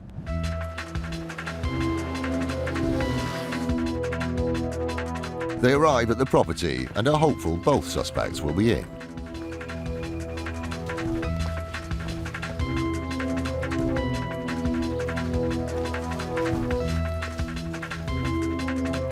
After securing the back of the building, they prepare to enter through the front. It's vital to the success of the case that they find and question the 2 suspects. But will they be at home?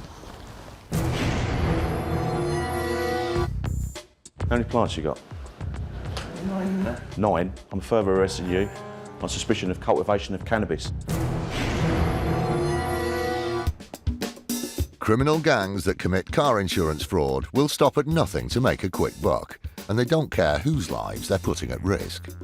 One such gang operated on the outskirts of London, and what they did endangered countless road users. They came to the attention of Detective Inspector Dave Hindmarsh, who heads up a special Met Police traffic unit. His team was set up to combat the organised criminal gangs who commit car insurance fraud through road traffic collisions. Our team came across the gang for Operation Coronado, initially as a result of anonymous Crime Stoppers information. The gang was using a dangerous technique the Met traffic units are well used to seeing on the UK's roads, the induced collision. First, the gang choose a victim. Then they move their two cars into position in front of the target. Gang car number 1 then slams on its brakes. Gang car 2 reacts by braking hard, resulting in a rear-end shunt from the victim. Gang car 1 then turns off at the next possible turning, pretending to be unaware of the crash. It's highly dangerous, and the consequences for other road users could be deadly. Operation Coronado was launched to gather proof of what was going on. The traffic unit set up video surveillance. It wasn't long before the intelligence they gathered showed the gang was working in a very specific area. They go around the roundabout on the A127 some 9 times looking for their victim, their target. The surveillance footage shows a black Golf and a green Saab, circling for over 6 minutes as they choose their prey. Eventually, they identify a suitable innocent driver. The Golf brakes and turns left away from the Saab. The Saab brakes, over-exaggerates its braking and stops. Unfortunately, the young girl driving crashed into the back of their Saab, and then she in turn was hit by a white van. The crash happens on the other side of the roundabout, and the covert filming team just catches the end of the incident. I think they chose that particular victim because she was driving a relatively nice car, and she was a lone female, so she's not going to cause them any problems, and the likelihood is that she would be insured. What was planned as a shunt had in seconds become a multi-vehicle pile-up. I think the whole experience for the young girl was shocking and terrifying, not only to crash into a vehicle, but then to be hit from the rear. But that's of zero concern to the gang, who waste no time in collecting their victims' insurance details so they can make a claim. To make the case stand up, the police needed to prove beyond doubt that there was a link between the two cars being driven by the gang members. We can show that there is association before or after between both parties, then it assists us, and it is quite crucial in providing the best possible evidence to the jury.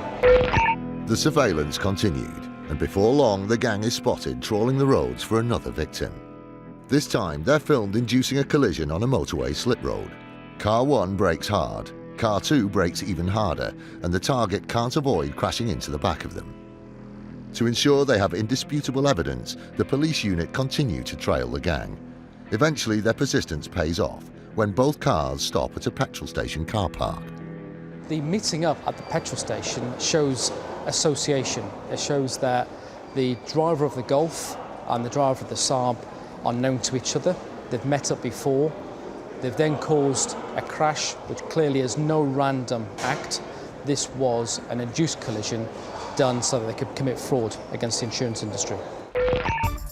The evidence was impossible to argue with, and the gang was brought to justice with 12 defendants sentenced to a total of 19 years and 6 months.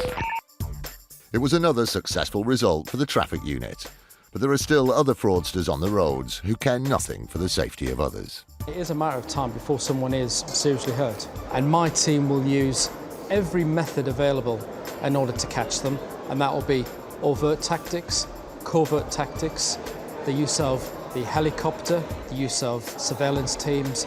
Any tactic that we can think of, we will use to catch these people.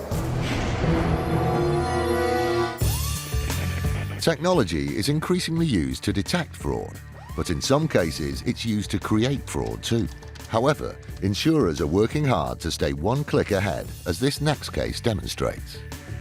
Robin Reams is the Chief Claims Officer for an insurance company. They were contacted by a policyholder who reported an incident involving their vehicle. The claim was for damage to a vehicle. It was a total loss, so quite significant damage to a car, approximately £10,000 worth, which would mean it was not something that we would repair. Photos of the wreckage were sent to the insurer. standard procedure for a claim of this size. But there was something about the images that was less than picture perfect. Our suspicions were aroused because the photographs that we received of the damage to the car didn't look right. What struck us in particular was the damage to the front of the car. The quality of the photographs around the damage to the tyres and the front wheels were not consistent with the photograph quality of the rest of the car. The case clearly required further scrutiny, so the insurer called in an expert to put the evidence under the microscope. Grant Ruffley is the forensic IT consultant asked to examine the images. There's several methods we can look at to see if these images have been tampered with in any way. A lot of these images come from digital cameras and they hold a signature to the images similar to a fingerprint, which tells you where the picture was taken, what date, time, what exposure levels, in this case digital fingerprint of these images removed. The absence of this kind of data indicates that images have been altered from their original form. This didn't necessarily prove that the photos had been tampered with, but then other evidence started to mount up. The images varied from very low resolution images to very high resolution images, which wasn't consistent with a general use of a digital camera. The inconsistency is particularly noticeable in this picture of the interior. As you can see here, it's a very high resolution image, consistent with professional photographer. Somebody to take this type of shot would take probably 2 or 3 hours. The discrepancies continued in other shots. As you can see, the alloy wheel here is very rugby shaped as opposed to a normal wheel as you would expect round, especially with the wall of the tyre. It's very thick at the top here and then very thin and goes virtually into nothing on the back of the alloy wheel there. This photo has been manipulated to show an alloy wheel which maybe wasn't on the vehicle at the time of the incident. It seems to be a better standard of alloy wheel than probably the one originally on the vehicle. Not only were the pictures being altered, new elements were actually being added on, and the evidence of manipulation didn't stop there. The airbags in this image are quite visible, and as you can see from this image here, there's no airbags visible in the windscreen. Which leads to an unavoidable conclusion. It could be possible that the person who's claiming for this vehicle is trying to insinuate it was a high-impact collision or hoping to have the vehicle written off. The evidence of fraud was stacking up. Our final conclusion with regards to the analysis of these photographs were in fact that they were poorly edited, and as such we believe that they were used in order to put forward a fraudulent claim. A report of the examination was compiled and passed back to the insurer. The expert found that those images had been tampered with, they'd been altered, they'd been taken from different cameras, and that the images that we had been sent showing damage to the car was not actually a true reflection of that damage. A fraudulent claim was clearly being made, but on investigation, the insurer found that the driver of the wrecked vehicle was totally innocent. So they looked again at the other people who had been involved in the claim, the salvage yard and the assessor. What they uncovered next indicated a much more organised outfit. The salvage yard sent the assessor some photographs of the actual car. The assessor then doctored those to superimpose damage from a similar vehicle that had more significant damage done to it in order that that vehicle would be written off, when the real case was it probably was a car that could have been repaired at little value. The salvage agent would then be free to repair it and make a significant profit on selling it on later. Although the case didn't result in a prosecution, the insurer recovered their losses. They're also able to recognise and combat this type of fraud more easily. I think what surprised us was the lengths that somebody would go to doctor a photograph and actually not do it terribly well. But it is an indication of the lengths that many people will go to commit fraud, and the way that we, Swiftcover, need to have highly trained people to identify potential fraud, new methods, new ways of working, new scams, and that is a constant challenge for us.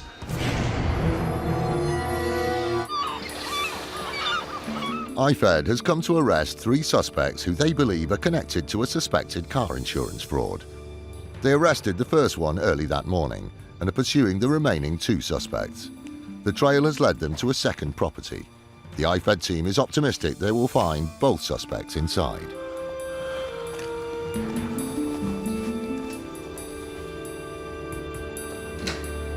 Right, we're in. As they enter the property, they are met by the second suspect. All right, fella.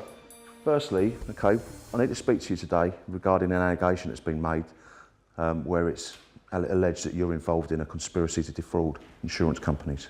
No, all right, hear me out, yeah? Okay, so in relation to that offence and that allegation, I'm arresting you on suspicion of conspiracy to defraud, and we'll be looking to interview you later on this morning. Although there's no sign of the third suspect in the flat, they make an important discovery of another kind. How many plants you got?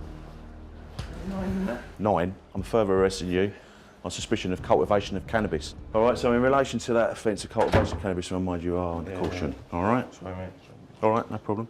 I'm proper scared now. It's all right. I don't like dealing with people on the streets. I smoke weed, I've got my own bombs. I just sit in here and smoke weed. That's the gentleman who we believe has submitted the PI claim. He was the passenger. Obviously, we've gone in there. I've arrested him in relation to that conspiracy to defraud.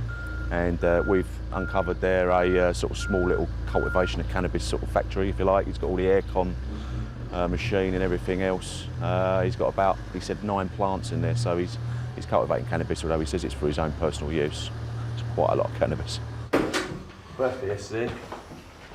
Sorry? It's my birthday yesterday. Happy birthday for yesterday. Yeah, isn't it?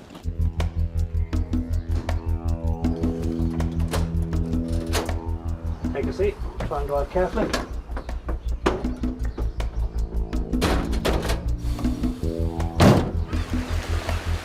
The search continues for the third suspect, the owner of the sports car. We're on our way now to a company address where we know that one of the individuals involved in this fake claim is it's his place of work, basically.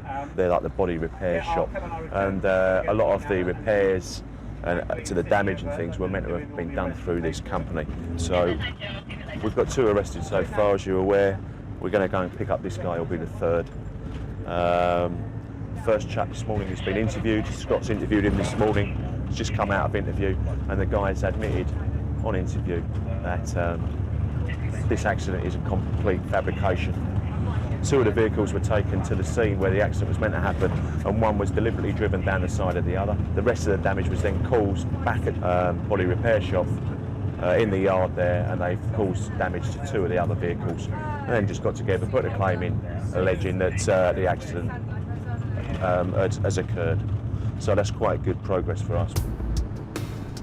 With the first suspect's confession, the case is looking strong. But IFED still needs to arrest and question the third suspect.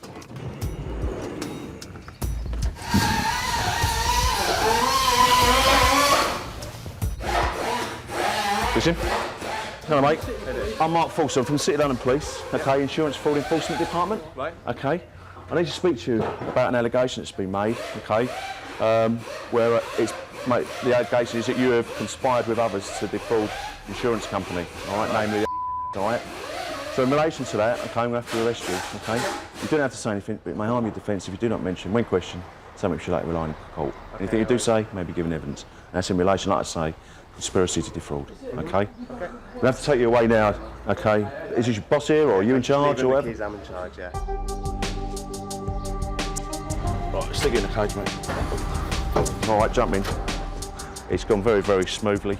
Very pleased that we've had one interview where the suspect has admitted that this is completely a fraud, and I fully expect that these 3 individuals will be charged in the very near future. So the message is, if you are committing this type of fraud and you continue to do so, then you'll probably get a visit from officers from the City of London Police. With all the suspects tracked down and arrested, IFED has achieved its objective. The investigation is ongoing, but the confession of the first suspect means the case is looking strong. It's been another successful day for the Insurance Fraud Enforcement Department.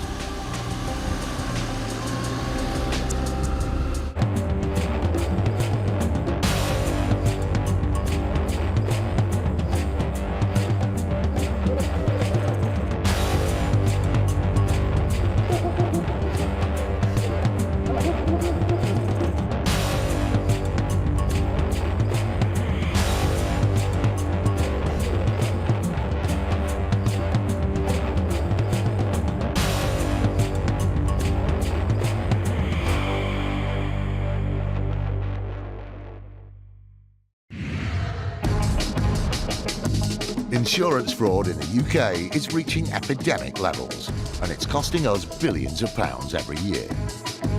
Deliberate crashes, bogus personal injury claims, even fake deaths.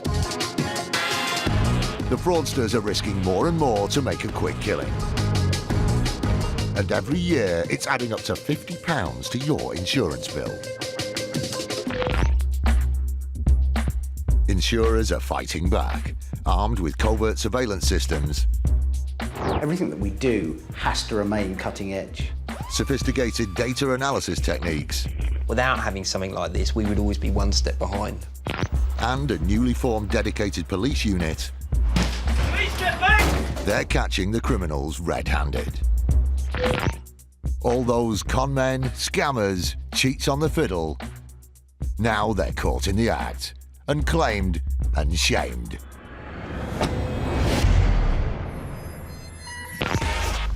Today, the Insurance Fraud Enforcement Department busts into the house of a suspect. You all right, we got a warrant. One claimer discovers that no win, no fee doesn't apply to fraud. Somewhat surprisingly and shockingly, found that no, she was not on that bus. And a supposedly injured fraudster's story falls apart. Most striking thing of the 12 days footage is there was no wheelchair.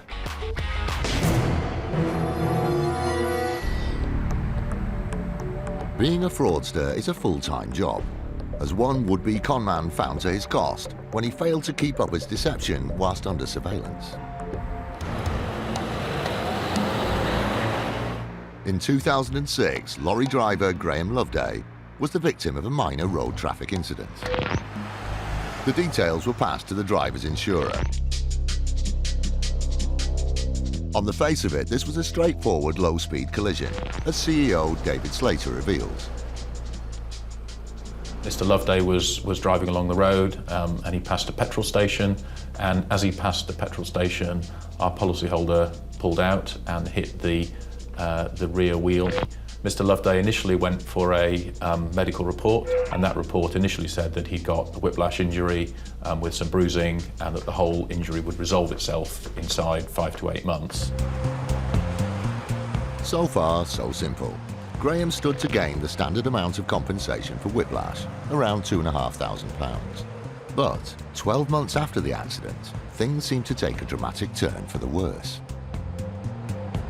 Then subsequently went for a second medical report about a year later, and in fact at that medical report the doctor was unable to assess him because he said he was unable to get out of his wheelchair. It was an astonishing development.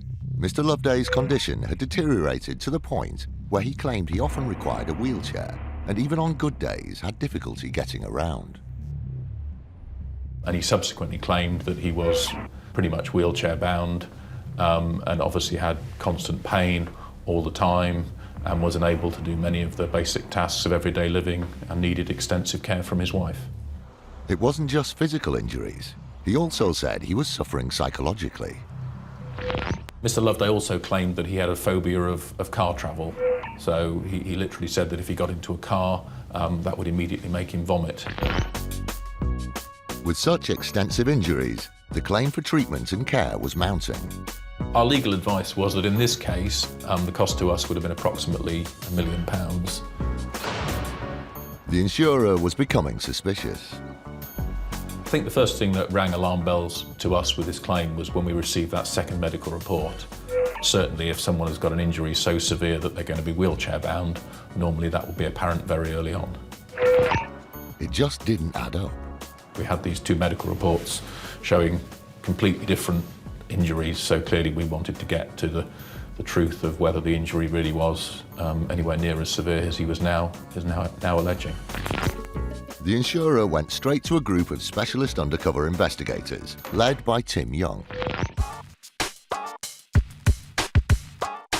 Ultimately, our task is to gain an objective slice of their life. So it's simply a case of turning up and maximising the amount of footage that we can get so that others within the legal process can form a good, objective opinion of someone's capabilities. Their mission was to covertly film Graham Loveday to see if he was as injured as he claimed. The Graham Loveday case centred around the fact that we were dealing with an individual who was purportedly suffering from some form of physical disability, but not only that, there was psychological trauma as well.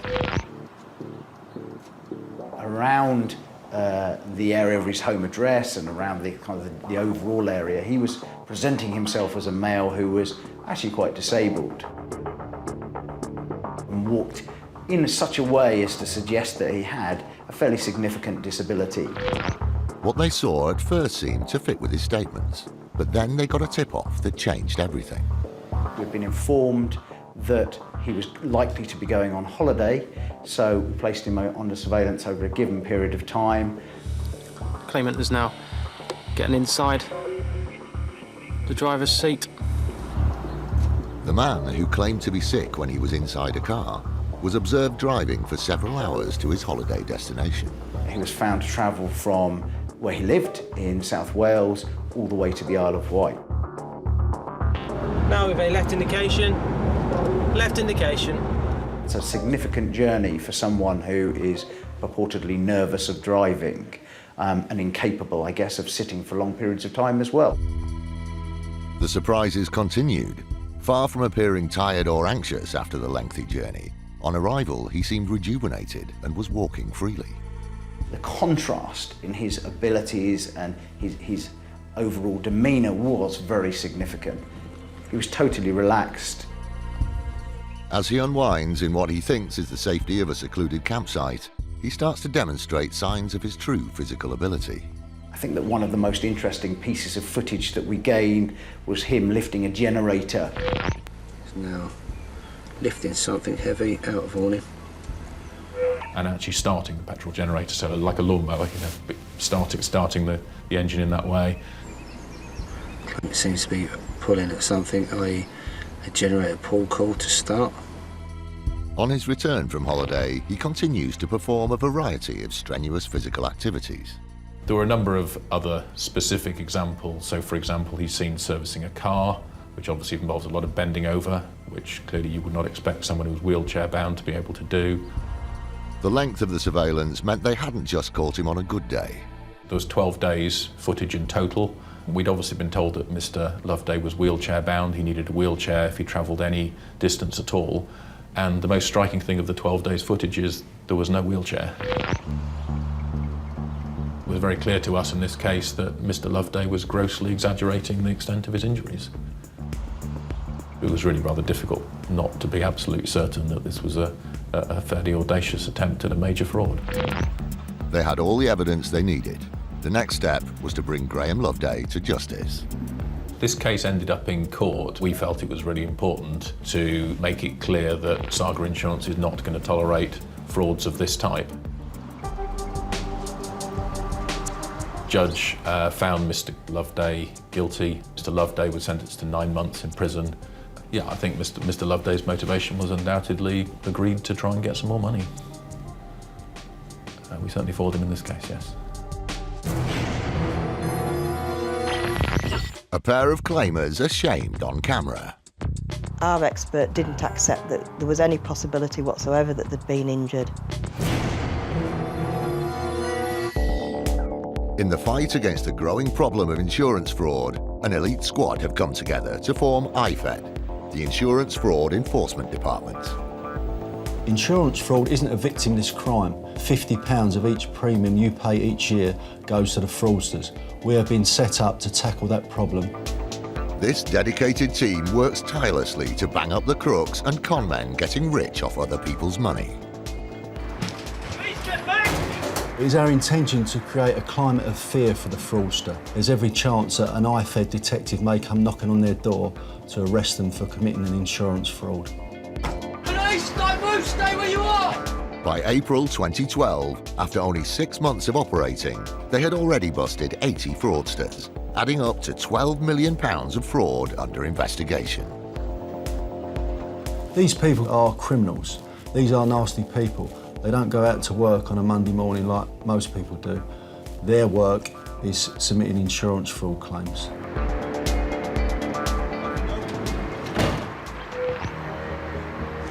Today, the IFED team, led by DS Mark Forster, has come to raid the home of a suspect wanted for questioning about car insurance fraud.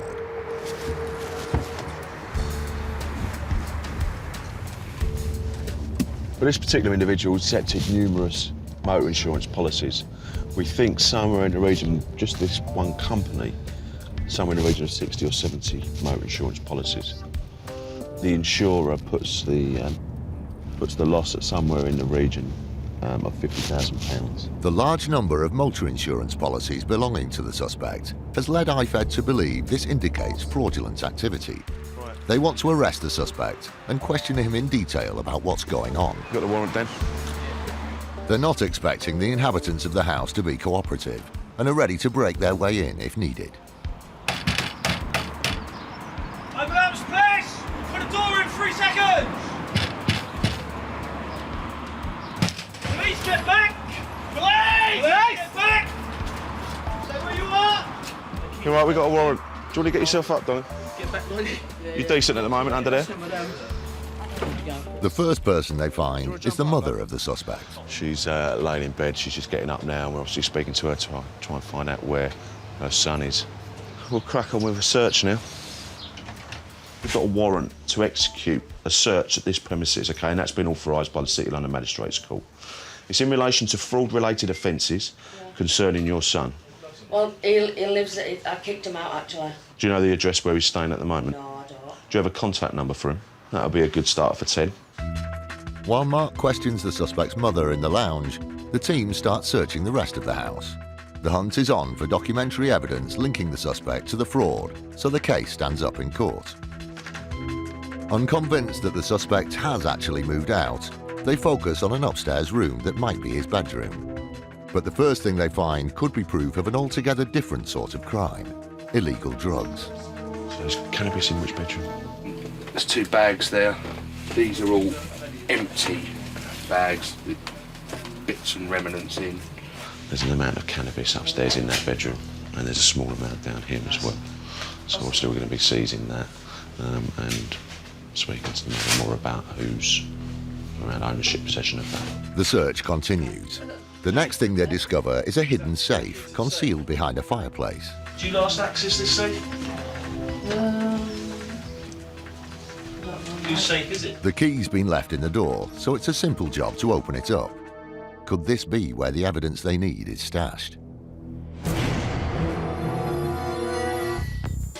I'm arresting you on suspicion of possessing a controlled drug, cannabis.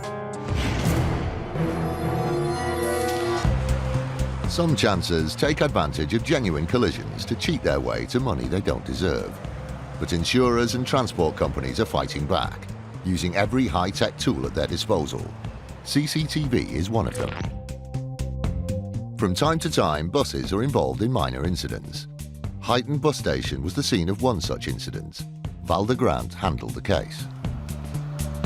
It was a number 15 bus travelling into Huyton bus station in the northwest.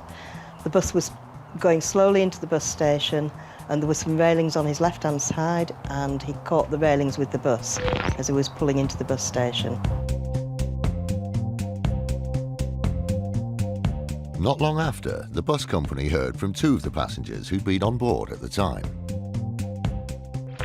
These were 2 17-year-old passengers on the bus, and they both claimed they'd got whiplash injury, 2 with whiplash injury. One said she'd a shoulder injury because she banged her shoulder against the window. This was an unexpected outcome, which didn't tally with the slow speed of the impact. The bus company wasted no time in checking the onboard CCTV to see if the footage supported the claims.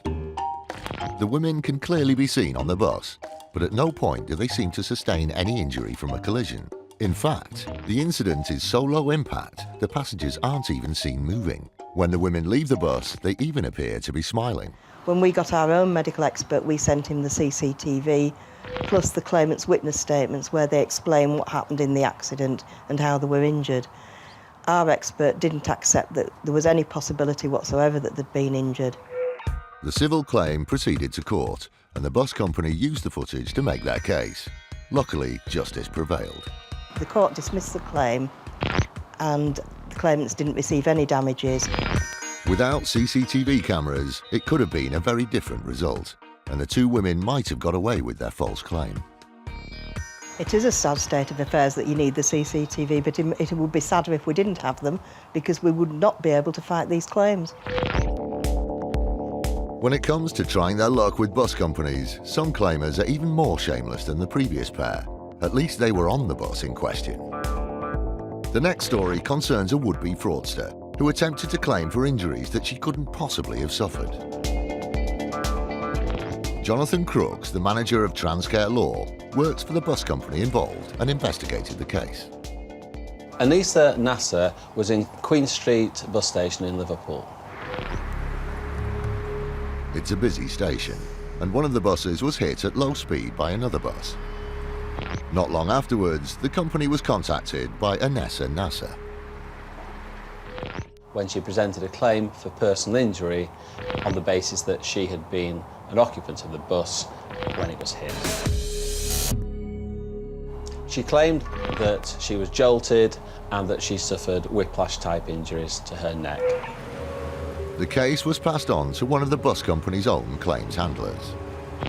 Our claims handler will have checked the CCTV footage from the inside of the bus to make sure that Anissa Nasser was indeed on the bus when it was hit. What they saw blew her claim out of the water. Somewhat surprisingly and shockingly, found that no, she was not on that bus. In fact, the camera showed her standing in the bus station watching what was happening. Watching what was happening and clearly coming up with a scheme to scam money from the bus company. The pictures show her stood outside the bus, watching the impact, and then getting on the bus that was hit after the collision had happened. The CCTV pictures were more than enough evidence for the bus company to reject her claim, but they didn't stop there. Also, what she didn't realise was that she wasn't in a no-lose situation, because once we'd rejected her claim for compensation, we were determined not to let matters lie there, and that we would try and, as a deterrence for other people, take her to court. It was impossible to argue with the evidence from the CCTV camera, and Anissa Nasser was found guilty. The sentence for Miss Nasser was a 4-month suspended prison sentence, 180 hours community service, and she had to pay the prosecution legal costs as well. But perhaps she's paid an even greater cost than the sentence itself. She's got a criminal record now. A lot of doors are now shut to her in terms of future employment, applications for mortgages, etc., etc. People just seem to think that they can take an opportunistic pop at people like us, and they live to regret it.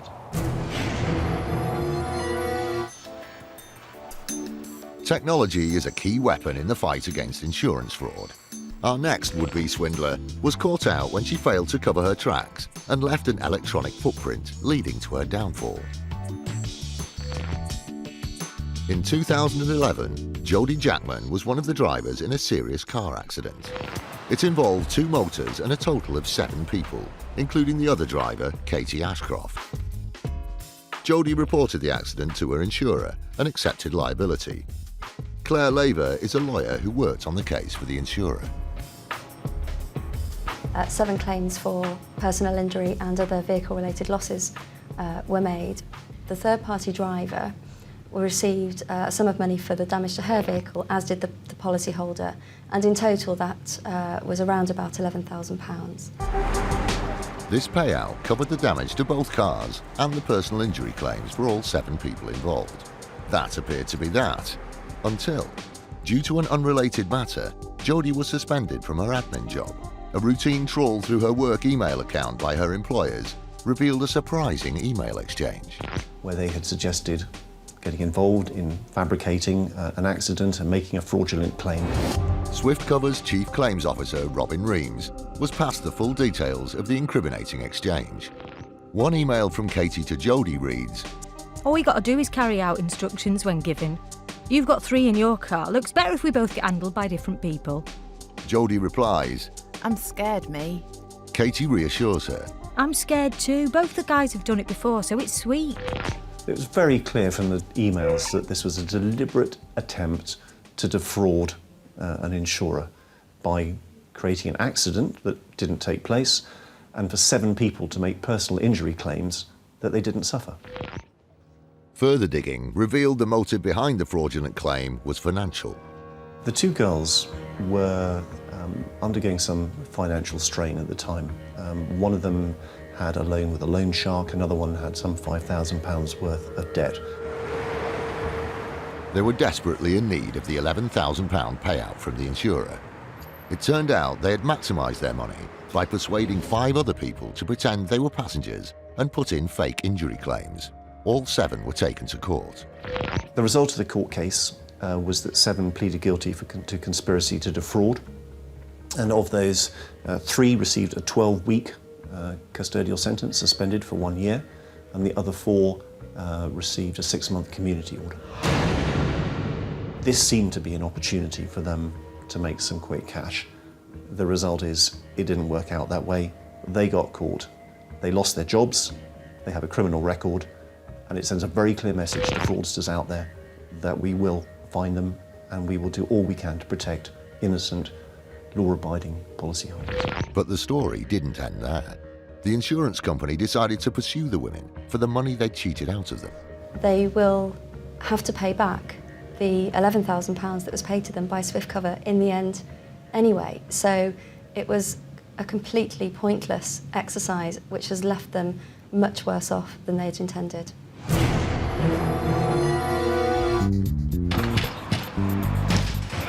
The Insurance Fraud Enforcement Department, IFED, has come to arrest a suspect they believe is involved in car insurance fraud. He's nowhere to be seen, but they've chanced upon a hidden safe, which they're hoping will contain some of the evidence they need to make the case stand up. Do you last access this safe? As they go through the contents, they find an array of checkbooks and documents, which they bag up for further investigation. It's a security measure to make sure that should they be subject to a burglary, that nobody gets all their banking details, all their checkbooks, credit cards, passports, etc. Quite ironic, really. But there's still no sign of the suspect. IFED persuaded the mother to hand over a contact number for her son, but they've had no luck with that either. It's just going straight through to voicemail. We've left him a number of voicemails asking him basically to get in touch with us, to basically get himself here.